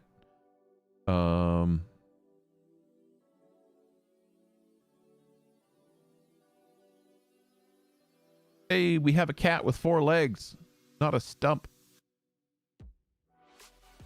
I'm probably running the cat. I'm sorry. I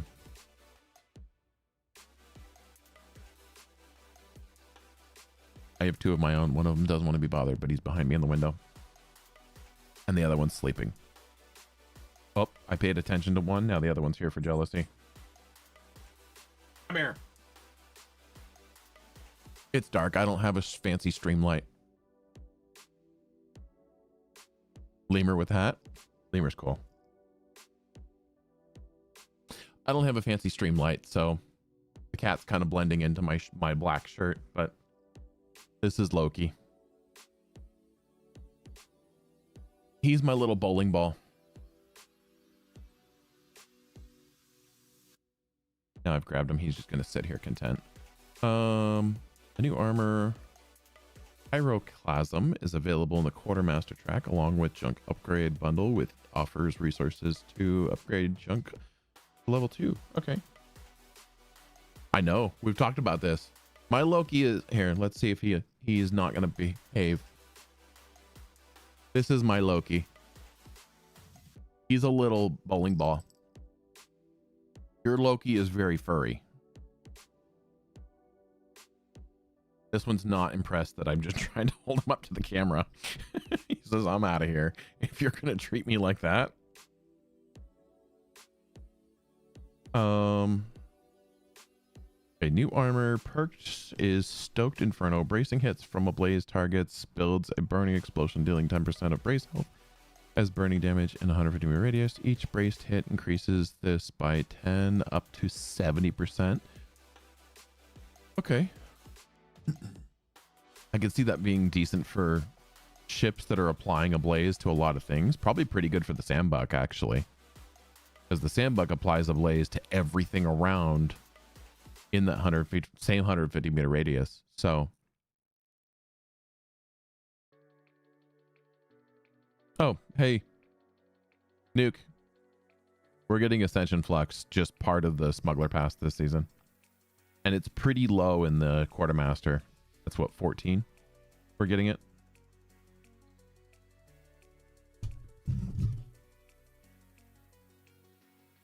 A new weapon, Scorch Song, is available in the Gunner Master track. That's typically the one I go down first. Triggering explosion when the target is either ablaze or shell shocked. Ignition explosion deals 1,000 explosive damage and an additional 20% weapon damage as explosive damage per hit. Consecutive shots increase this bonus up to 500%.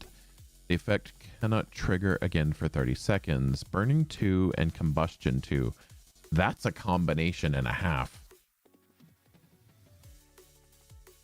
Burning 2, Combustion 2 on a Culverin. That's impressive.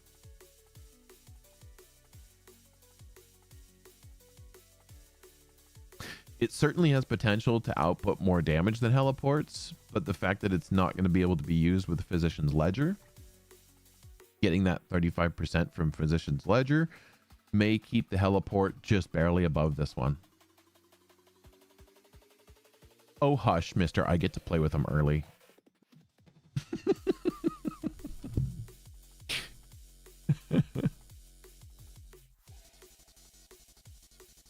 I think the pearls are still used for Mythic Ascensions. They haven't mentioned the removal of the pearls or not needing them. I'm imagining for that 4th Ascension tier that we've been using them for forever, they're still used for that. I don't see why they would change it.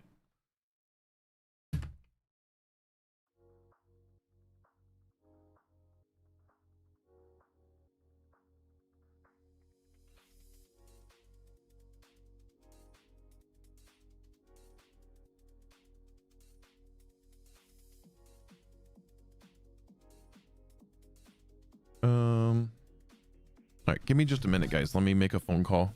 My wife just DM'd me on Discord.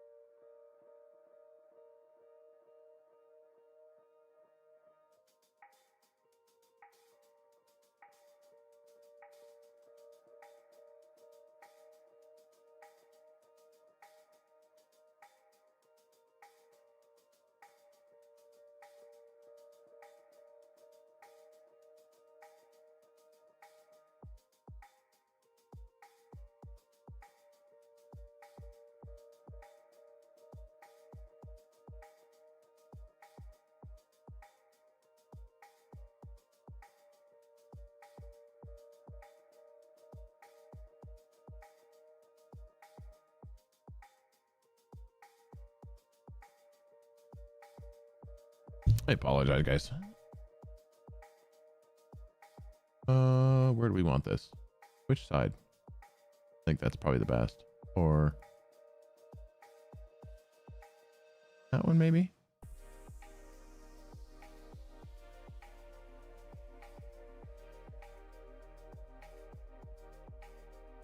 I don't know. You'll decide. Left or right? I don't know.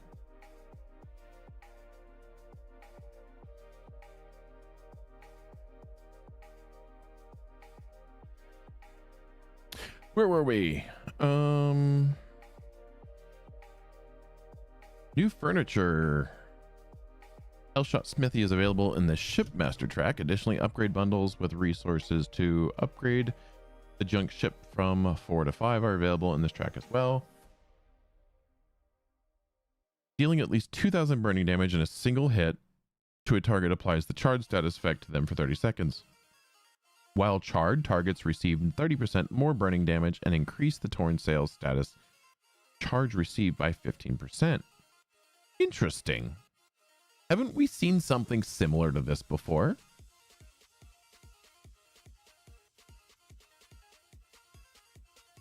This is effectively a adjusted version to the barge. But it's a furniture piece.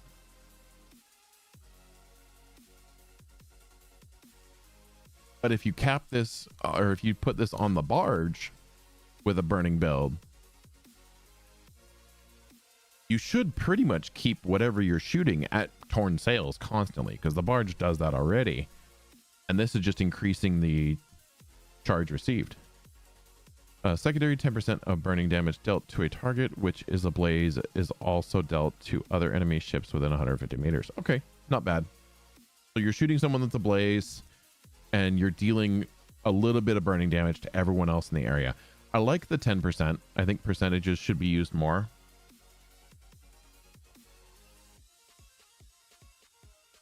Additional Year 3 Season 2 rewards. Drowning Hellion. Hell yes. Yeah, it's sort of like, yeah, it's like a barge light perk.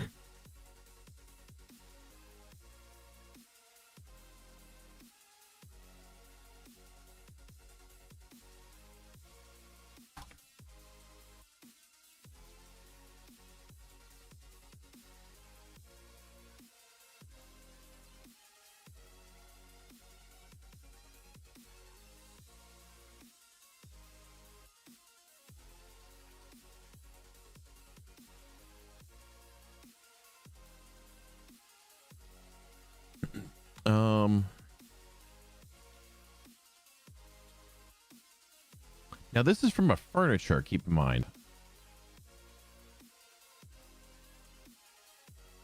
So it's going to give you an AoE damage when you're shooting in a blaze. This actually will probably, well, it depends, because the buoys for like Li Tianning don't count as enemy ships. They don't have a health bar that's like visible like everything else. So I don't know if these would actually attack the buoys, but if it does, that'd be a massive boost to just getting the buoys out of the way for Li Tianning. It probably would definitely help with Vikram too. Although burning damage, I think it's one of his 70% resistances. So I guess, yeah, there's the Hellshot Smithy. There's the picture of the Scorch songs.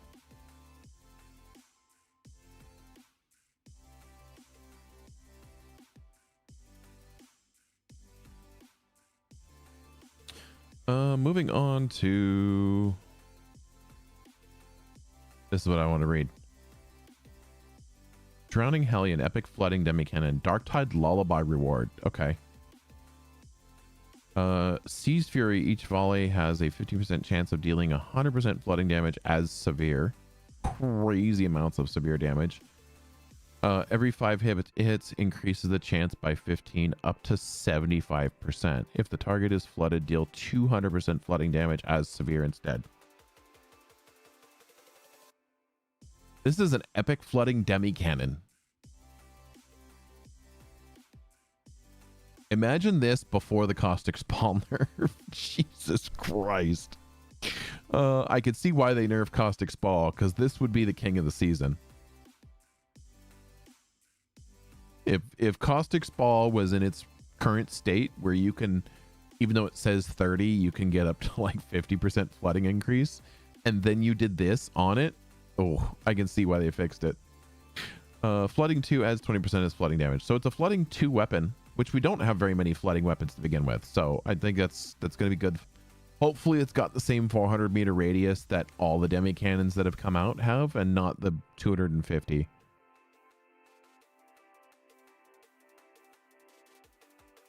At this point, copy your galleon build into the junk belt. Yeah.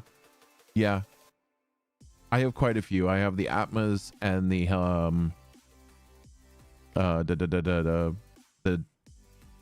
heliports. Both of those are going to be literally just thrown on. I'm probably not going to change anything on them. We'll see how much needs to be changed, but I think that's going to be a good starting point.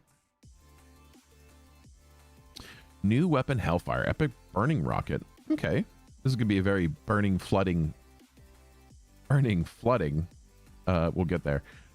Faction war reward. Burning artillery fires a volley of 15 heavy rockets instead of many smaller rockets. Reduce target's fire resistance by 1% per hit, and up to 20% if the target is ablaze, lasting for the duration. Dude, you can pretty much negate all burning resistance if you put this on the junk. Hey, this is the song that I named.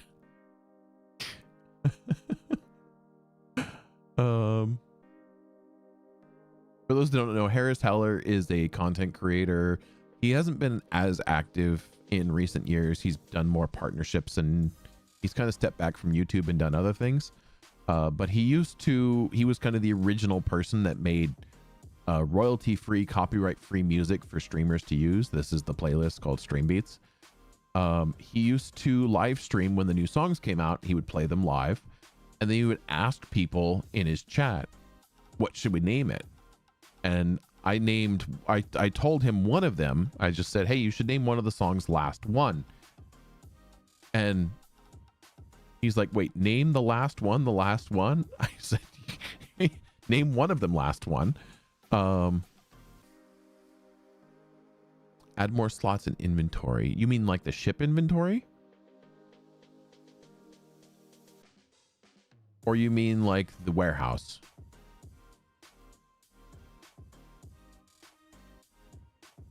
If it's in reference to warehouse space, they've said they're not going to increase it. And then in the last deck stream they just did, they kind of explained a little bit more. The problem that they were facing is increasing warehouse space increases load times.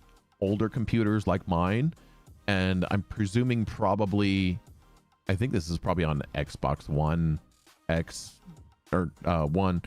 What's the basic? The Xbox One S maybe? And probably like the PS4, PS5 non-pro maybe.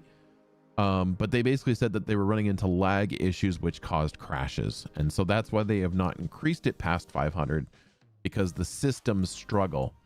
Now, if you have a really good internet and a really good computer and really good whatever, or you have a Xbox One X like the one my wife has, you probably would be fine. But they have to make sure that the game is stable for everybody, not just the people that have more money. I wish I had the funds to increase my computer. I'm running an i7 8700K CPU. That CPU came out in like 2016. I'm also running a 3070 because graphics card prices were through the roof. They're finally coming back a little bit. But I don't have, $1,500 for a top of the line 5080. And there's a lot of people that don't have, like, the minority are the ones that have top of the line computers. Most people have average to bottom end computers. And consoles, they only get up. It's not like you can go buy a new GPU for your Xbox or your PlayStation. You have to wait for the next version to come out, and then you still have to cater to the people from the old version. So yeah.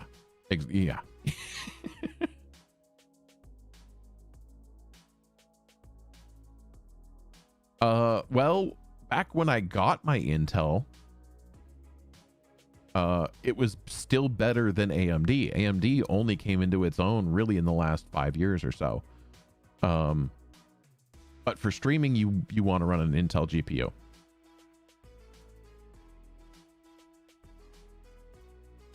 Like Intel GPUs, the 5090s, the 5030s, all that stuff. They still have a chip just for streamers that AMD has not put in. AMD instead, if you're running an AMD CPU and GPU, they help share the load, which is nice. But there's no dedicated chip just for streaming and encoding.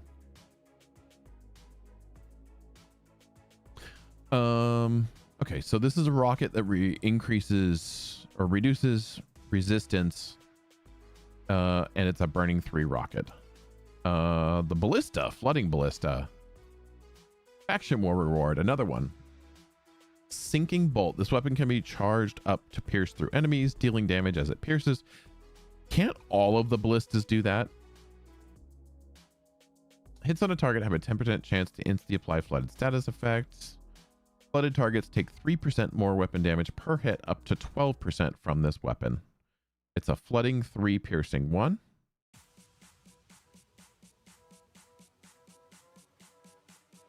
Boo? You got my attention. Epic burning flooding torpedo.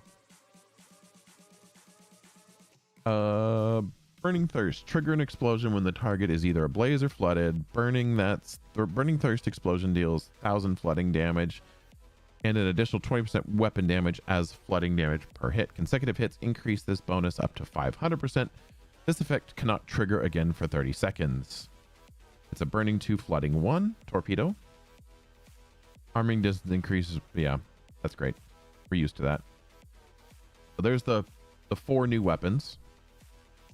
And we have new furniture down here too. Drowning Hellion claws the deep, Dracon's jaws, and Hellfire. But the other thing is I've been using Intel. I can't say since you were in diapers because you're my age, but I've been using Intel since the beginning. I'm just stuck in my ways. It's like Chevy guys and Ford guys, right? I'll never buy a Camaro. I got a Mustang.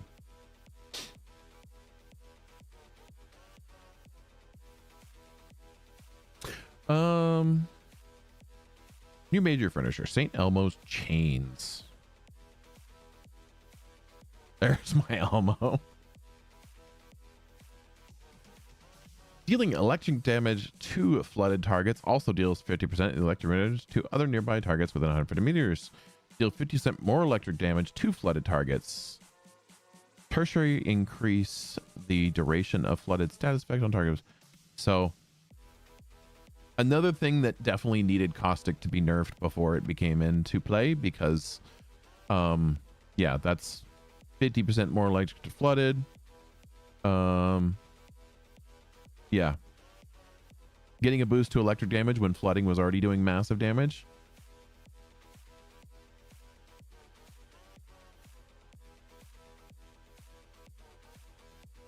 Ooh, a poison bombard. Woohoo!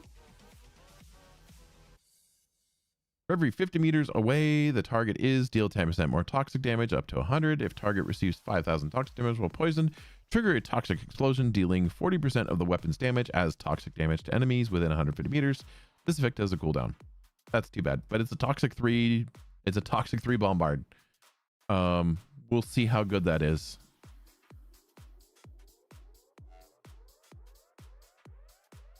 And if you could say that, you're better than me.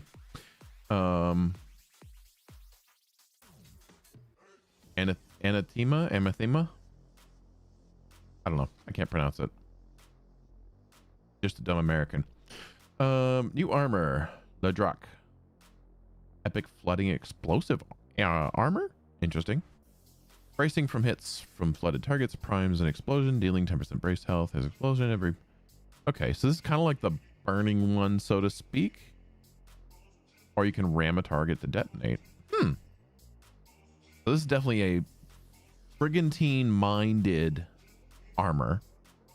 However, because the brigantine has boosted to flooding damage, dealing lots of flooding damage. Yeah, this is kind of made with the Brigantine in mind, I feel, because the Brigantine's flooding and ramming.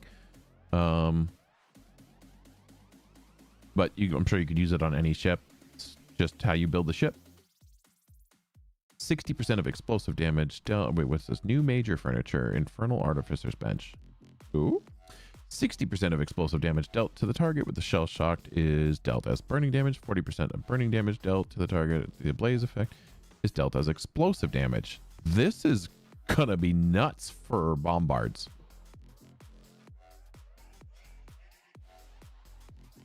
Increases shell shocked and the blaze charge rate by 10%. This could be kind of nutty for the bombards. It might dethrone Worm's Breath. Although I don't know how much.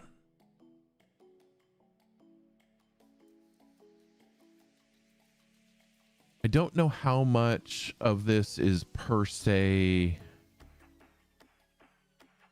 benefiting damage. I don't know. It's an interesting idea. Because it's taking 60% of your explosive damage dealt to a target with a shell shocked and converting it to burning damage. And then 40% of burning damage dealt to a target's blaze is being dealt as explosive.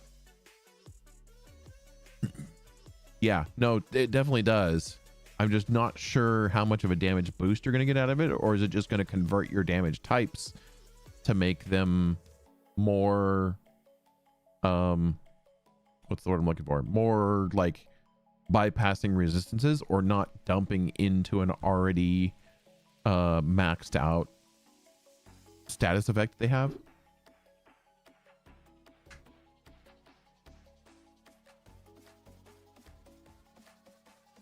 Which one? Poison burning. There's the bombard.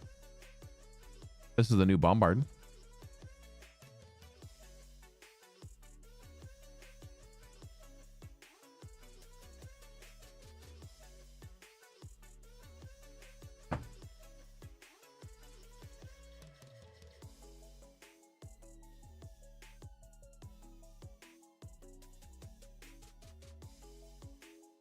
Premium and Deluxe Edition update with Year 3 Season 2. We're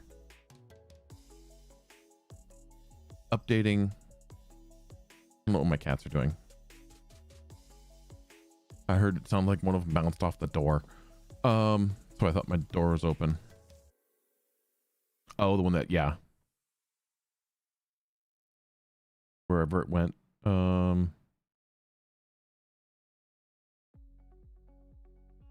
The Hellshot Smithy. Yeah, this one could be interesting. Might be worth investigating. All right, past St. Elmo's Chains. With Year 3 Season 2, we're updating the offerings for the deluxe and premium editions of the game. For the launch, the Crimson Waters on August 18th, the Ubisoft Plus subscription benefits for Skull and Bones being refreshed. So you get a legendary Kingpin boost, Black Torch Epic Brigantine skin, Black Torch weapon skin bundle, investigation mission pack, Year 1 premium bonus pack, Year 2 deluxe and premium. So is there a way we can get these without buying the game again? I wonder. Right, because I would not mind this Black Torch Epic Brigantine skin. I wouldn't mind the Black Torch weapon skin bundle. I don't need the Kingpin boost. But is there a way that we can get these alone? I presume they might be in the store, would be my guess.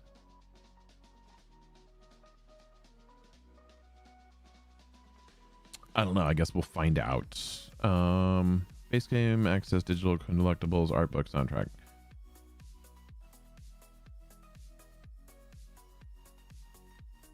Valhalla's Call, Doctrine of Faith. Silver Silk Sails sing Requiem Across the Wind, and Gold Angels offer absolution to terrified crews. about to meet their deaths. Each carving drips with the gilded greed and excess of empire, and the ruthless rogue that claimed her own. Serve no sword but your own, devastate your enemies, plunder the seven seas, strike hard, glory.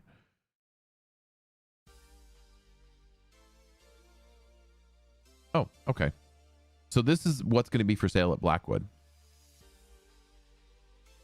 We will finally be able to purchase a premium skin from Blackwood with in-game currency. I think that's what GTI was saying earlier. I'm presuming this is going to be maybe a cosmetic we have to buy from the store. Maybe. But I'm totally hyped about this ship skin. The bark without the cranes, yes. Hey, we got Davy Jones without tentacles. Because they can't copy directly. The sea armors. Those that cannot drown. Claim your domination over the depths in the Dark Tide set. Kinda. I mean, give me a break. This is Davy Jones without tentacles. They didn't want to get sued by Disney, but they did a really good job at getting close. Thanks to Disney, that's how we all see Davy Jones as this.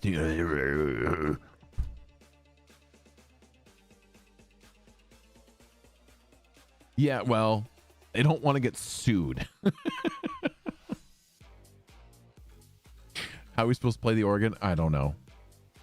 Go in the official YouTube or go official thing and tell them you want an organ to be played. Lover's Day. This is not February. Week 1 to week 4. Dark Tide. Wait, what? Limited events. Lover's Day. Lovers Festival. Week 1 to week 4. Dark Tide Lullaby is also week 1 to week 4. New Elite Boss. Week 5 to week 8. They're not giving a name. That's cool. Assassin's Creed Black Flag Resynced Cosmetic Event. Week 5 to week 7. There we go. So this logo that we got and nothing else. This will be now. You can be whatever his name is from Black Flag. Sorry, I didn't play. I played the original Black Flag and I haven't touched it since its release, however many years ago. I don't remember his name. Requiem of the Lost, week 8 to 11. 2 ship campaigns this season. Brig ship campaign scheduled for week 2 and 3. Rerun of Bark ship campaign scheduled for weeks 5 and 6. The campaign reward track has been expanded to now also include all the materials required for the first 3 upgrade levels of the featured ship through 3 additional reward tiers. Dark Tide Lullaby giveaway is scheduled for week 2. Boosters Tooling Favor is scheduled for week 5. Requiem of the Lost giveaway is scheduled for week 10. Seasonal events, new quest, Freeman's Trail continues. Lucian Harrow isn't the only one closing in on Uriko Freeman's secrets, and this season the race gets personal. Team up with a survivor from Freeman's own crew as old rumors resurface and the dangerous rival fleet moves to claim what's buried at the Bukit Candy first. Well, if you told us where it is, why can't we just go there and get it? A trail renewed. Pick up where last season left off as a new lead reopens the hunt for Freeman's legacy. The true cargo. Not everything Harrow's crew is hauling is what it seems. Some secrets are worth fighting for. The trail comes to a head. What you walk away with may matter more than the treasure itself. Expect political maneuvering, a few surprises about who you can actually trust, and a season that leaves you holding on to something far more valuable than gold. Junk to Junk. Ever wanted to captain a junk? A new side objective puts you at the helm of one of the hands of the sea trial. Handle her, prove her worth, and bring her home in one piece. And this is the official faction war info. So no more DMC. This is the Phoenix Talon and company.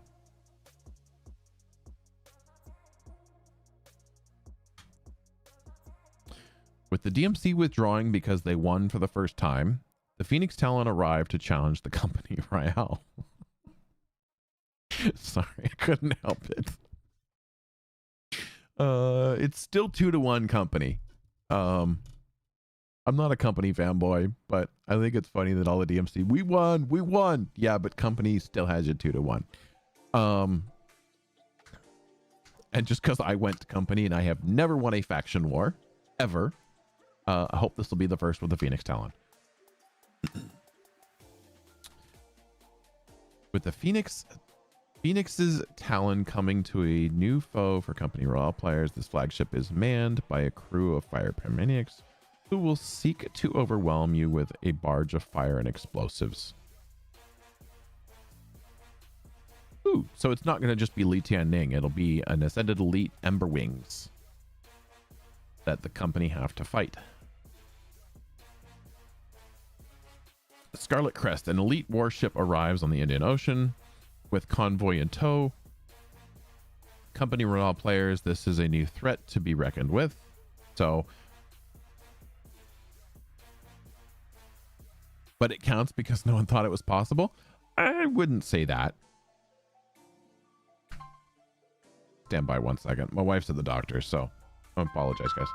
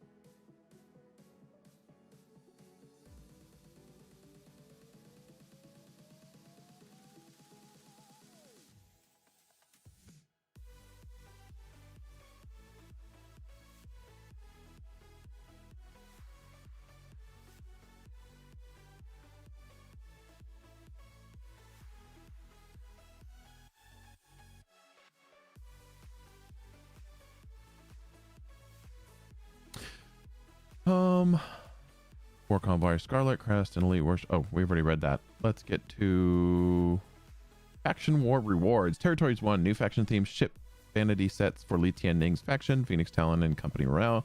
Classic progression rewards, upgrade parts, masterwork kits, blah, blah, blah. 2 ascended versions of your 3... What? Okay. Cool. Oh, one of them is a Debreaker with all flooding. Rupture, double amp flood. That way I can have that.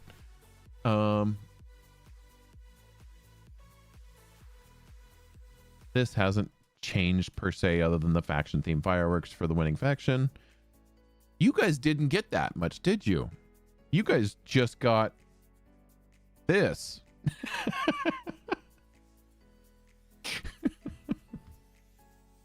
DMC didn't get anything. I just got this, but I've only ever gotten 5,000 pieces of 8, so none of this is really worth it to me. New furniture, St. Elmo's chains. New weapons, Hellfire, Claws of the Deep. Ascended weapons and armors crafted for the season. Piercing. This is the Flooding Breaker, Burning Electo, Taunting Phoenix Crest, and more.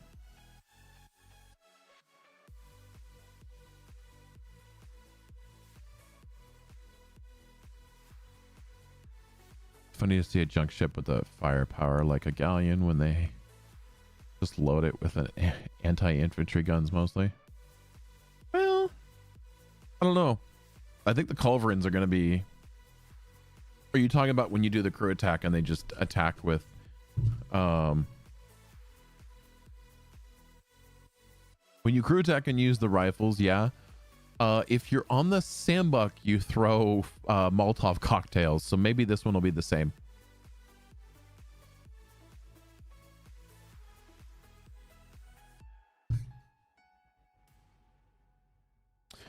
Faction Broker now sells previous season's cosmetics. Hey, look, guess what? I can get all your rewards. I just have to buy them. Whoop-de-doo. Honestly, the company just needed to lose so I could buy it. I just got what I wanted anyways. I wanted the cosmetics. I'm a little whore for cosmetics. Especially when I can buy them with in-game currency. Faction war starts... Oh god, I hate when they do this. Because I'm American, we put the month first, not the day first, but day, month, year. So 18th of... So, wow. The faction war is starting day 1. Ceasefire is on the 27th of October, so just before Halloween. And then the war end is 3/11. So that's going to be the end of the season, I'm guessing. Or maybe there's going to be one more week after. I'm not looking at a calendar directly.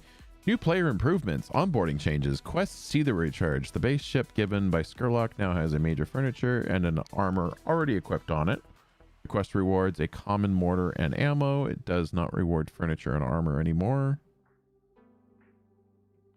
How is the mortar gonna help new players? Like, I'm confused. Additional VOs, voiceover from the crew added to help the player know what to do and warn them when they're going. Okay. I'm presuming that's the voiceovers. Removed escort ships around the first 2 merchant ships the player has to hunt down. Remove the armor plating on weak points on the first 2 merchant ships. Okay, so those kind of go together. Updated Fort Louis cinematic with Ashna to mention the new mortar rewarded. Okay, so they just added some more voice lines. Looks like with that stuff. Players don't need to equip furniture and armor to reach ship rank 4 anymore, but will still need to equip the mortar. Okay, so you can have all the weapons on the ship, but you don't need... This is like if you invite your friends to come join the game. This is information for them. In the ambush by the Company Royale on the way to your crew attack optional goal is replaced by a mortar kill optional goal sustained by a light tutorial for mortar aiming and shot. Okay. So it helps them get more familiar with mortars.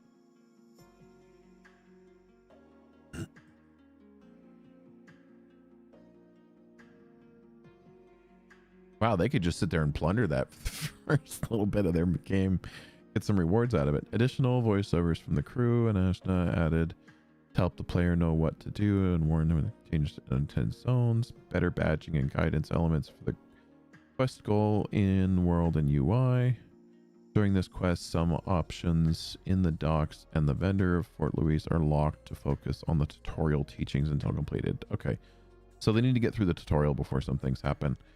Oh, this quest is just gone. They totally just don't.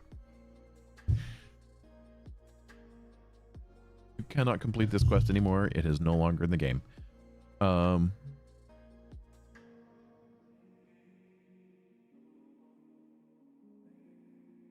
Okay.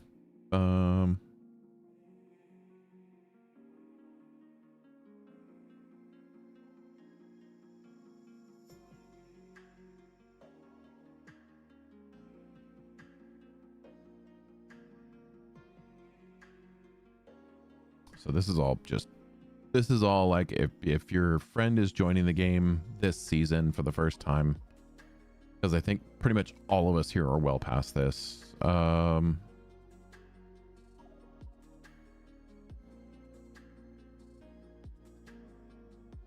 Interesting.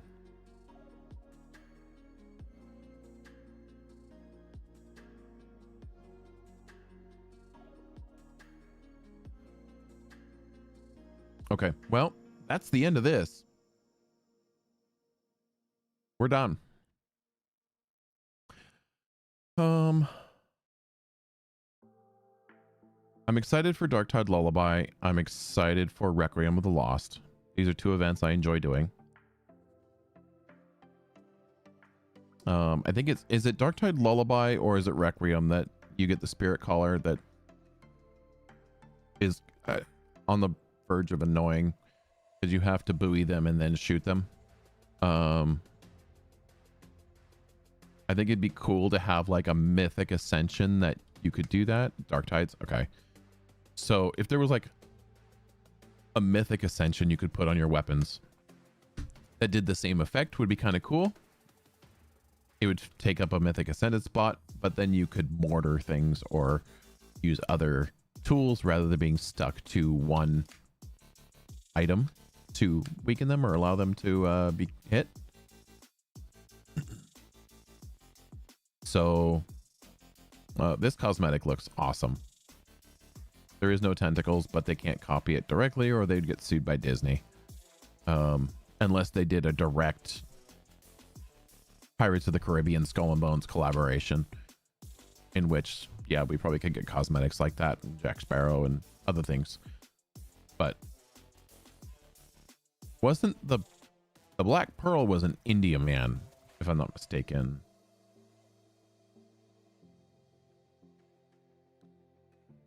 No, they're definitely handling a lack of content. Like there's a lot of overlap with events. Or they're literally back to back, right? This one's week 4, this one's week 5. There's no open dead spots. So that's kind of nice. That's 7 to 8, right? And then 11. So we're probably going to have that 12th week kind of just be a lot of nothing again. But I'm okay with that. Having that 1 week of just kind of farming and doing planning for the next season. Obviously by then we're going to have a lot more information on what's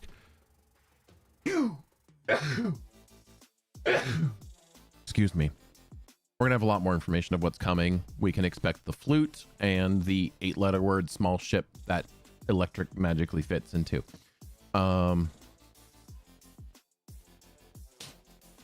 So that's effectively 3 months away.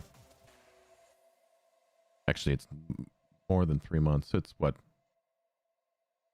8 weeks? Oh my God, brain's not working. 12 weeks is 3 months. So yeah, it's about 3 months away. We got time. I'm curious what Lover's Day is. This is a new one, right? And why is it not in February? I don't know if anyone has answered that. So yeah, I think we're going to cut it here. My wife's going to be coming home from the doctor. She's not feeling well, so I'm probably going to drop this and take care of her. But I'm excited for so many things coming to the new season. I think there's a lot of pluses that we're getting. I feel like the devs are listening to the community. They are trying to implement to the best of their ability. I personally would rather see more medium ships than more large ships coming. We have the 3 large ships. And we're getting the 4th, and we're gonna get a 5th. The flute is a large ship. If you park next to one, it's large. But you know, we have a lot of, yes, we have a lot of medium ships, but I feel like even if they don't introduce new ships past the 2 that we're getting here, the large, because keep in mind we're going to have the junk and then we'll have the flute. And then if they went back and started looking at things like the snow, the Padawakang, the schooner's getting a small buff this season. I'm happy to see that. The Sloop of War probably could use a little bit of help because poison resistance is so high and it does poison damage. Now, I did learn with Nuke that the poison demi cannons, I can't remember the name of them off the top of my head, the Sloop of War you can turn into a very support based damage boost for the rest of your team.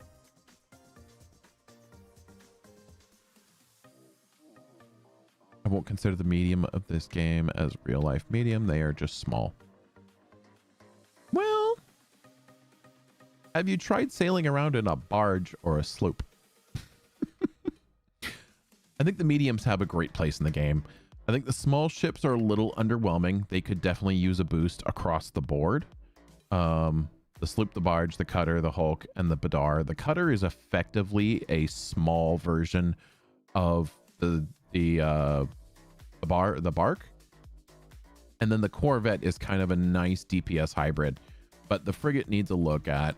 Like, they've introduced such power with these two ships, the corvette and the galleon. It's really hard to justify going down to these smaller ships because they don't have the same power output. Now, the galleon is intended as a burst DPS ship. It's not intended as a Gatling gun like everyone's treating it. Unpopular opinion? I'll leave off with a very unpopular opinion. If you know me, you know where I'm going. Too much power.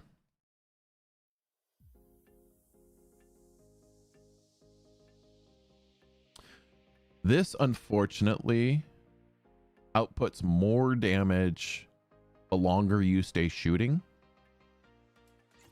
Up to a cap. But once the target's poisoned, I have a galleon build that can virtually Gatling gun. I have like a quarter second, half second reload time. And I'm hitting for 90,000 damage sustained. Now, year 3 season 1 numbers, year 3 season 2 numbers will change. But I'm hitting for 90,000 damage sustained. That means my first burst is doing almost 200,000 with the galleon's boost. And if I start bursting damage, I am hitting 200,000 with culverins. 17 cannon broadside, 200,000 damage each hit for the first broadside. How does that add up? Now, again, 100%. Sandblock is amazing for Soul Snatchers, teleports, Atmas, Hellgate Serpents. I put a build out for that one. That one's pretty fun. It has changed a little bit because they pretty much nerfed as I released the video.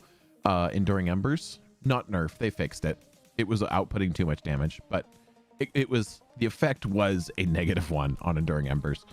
So yeah, I just switched to Lightning Strike and did what I always do. But yeah, if the other cannons had a 75% increase in damage when you did the effect to them, right? Imagine if Heaven's Mandate had a similar thing. When the target is stormstruck, you get a 75% increase in damage. Good Lord. Normally I'm against nerfs, but I feel like the Rotmouth could come down. That 75% is a little too much, and we'll see how strong it really is, because I will probably be playing Year 3 Season 2 Day 1 tomorrow. I will be using this build because of how much damage it puts out on the Galleon. It's ridiculous. There should not be 200,000 damage culverins. And this is the only cannon that does it. Right. You do a broadside, you wait. Now they're poisoned. I do another broadside. It's like, hang on. Getting a calculator out. Because brain is not mathing 17 times 200,000. 3.4 million. One broadside. Right? My torpedoes.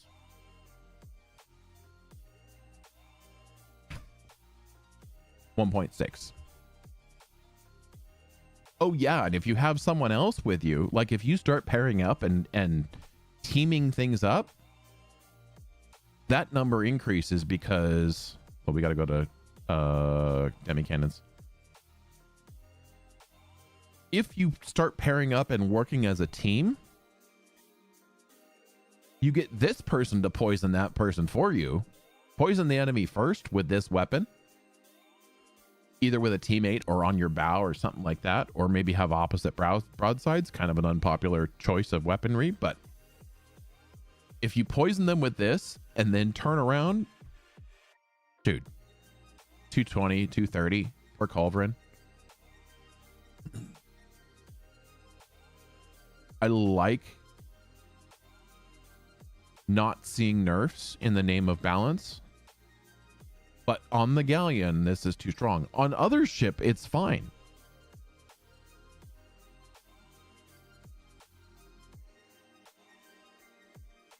Well, so it needs to be the one that's holding the proc, right? It's either a refresh or the initial, but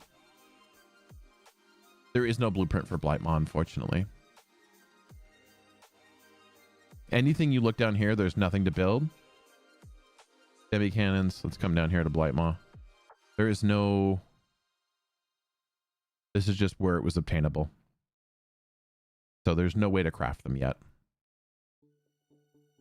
Right, but the Blightmaw is an amazing support weapon. And if you're the one that's constantly poisoning things, everyone else on the team is doing more damage. Right, this was kind of a accidentally on purpose. I was messing with these. Nuke had his broken ass poison build, I think. Or maybe I think you might have been using Hulk Carvers. I forget what you're using. But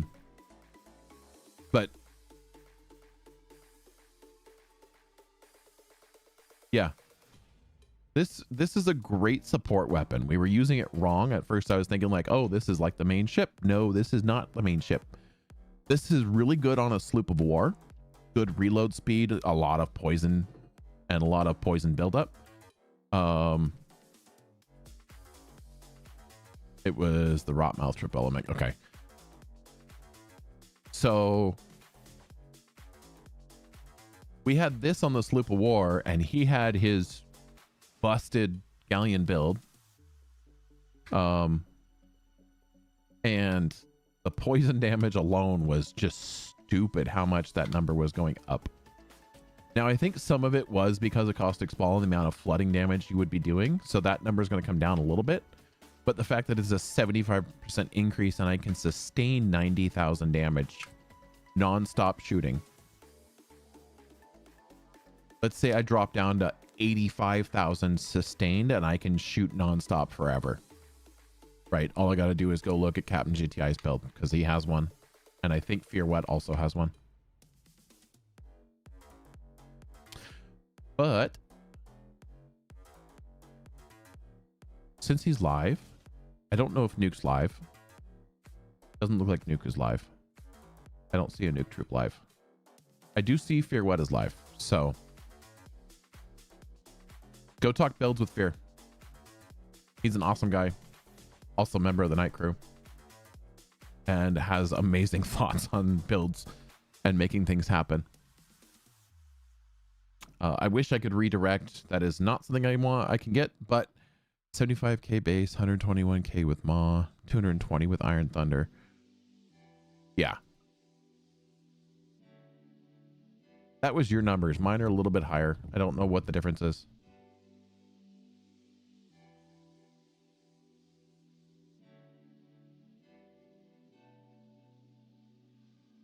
But it's a little silly for a Culverin to be doing that much damage.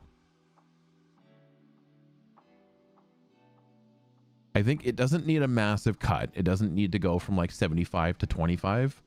Maybe like 75 to 60 might be a good jump in the right direction.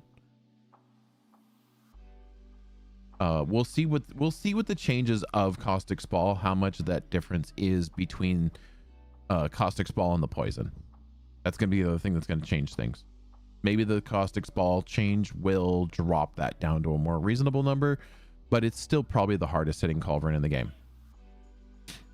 So anyways, guys, my wife is home. I'm gonna go spend some time with her, and I will see everyone tomorrow. I will be going live for the initial startup of Year 3 Season 2 for me. And then after we get leveled up and done playing, you will start seeing videos come out shortly after. Shout out to Nuke Troop, Gearhead Yuri in chat here. I wish he would change his name to Nuke Troop and make it easier. And also a big shout out to Captain GTI, because I know he said he has 3 videos coming tomorrow on release of Year 3 Season 2. Can anything be done for Urban Great Gun in Year 3 Season 2? We will find out, but Nuke and I, you can't figure out how? Oh, we'll have to look at it. Nuke and I put out 2 builds for the Urban Great Gun for Year 3 Season 1, and I don't imagine it's going to change that much. When I was looking through the deck stream and trying to figure out if I could legally like put it on stream and talk about it like I did with the patch notes here, I was just watching it and like, okay, how do I do a react video without getting demonetized or getting like a copyright strike, which is more what I'm afraid of. I don't get monetized yet. I'm not to that point, but I certainly don't want the copyright strike, because that would prevent me from entering the YouTube monetization. That is one of the hard no's, is if you have a copyright strike, you cannot be monetized on YouTube until that strike is cleared, which is a lot of time. But thank you guys for the likes, the subscriptions, the subs on Twitch that we got earlier. Thank you so much for that. Click into Fearwet stream and go enjoy some more Skull and Bones content. I will see everyone tomorrow morning at probably around 8 or 9 Pacific time when I go live to join up with Nuke and whoever else is playing in the Night Crew. So jump in the Night Crew if you want to join us. We will all be there. Let's see if I can spell Discord correctly. I started spelling Night Crew instead of Discord because I was saying Night Crew. But thank you guys for coming. Keep moving forward.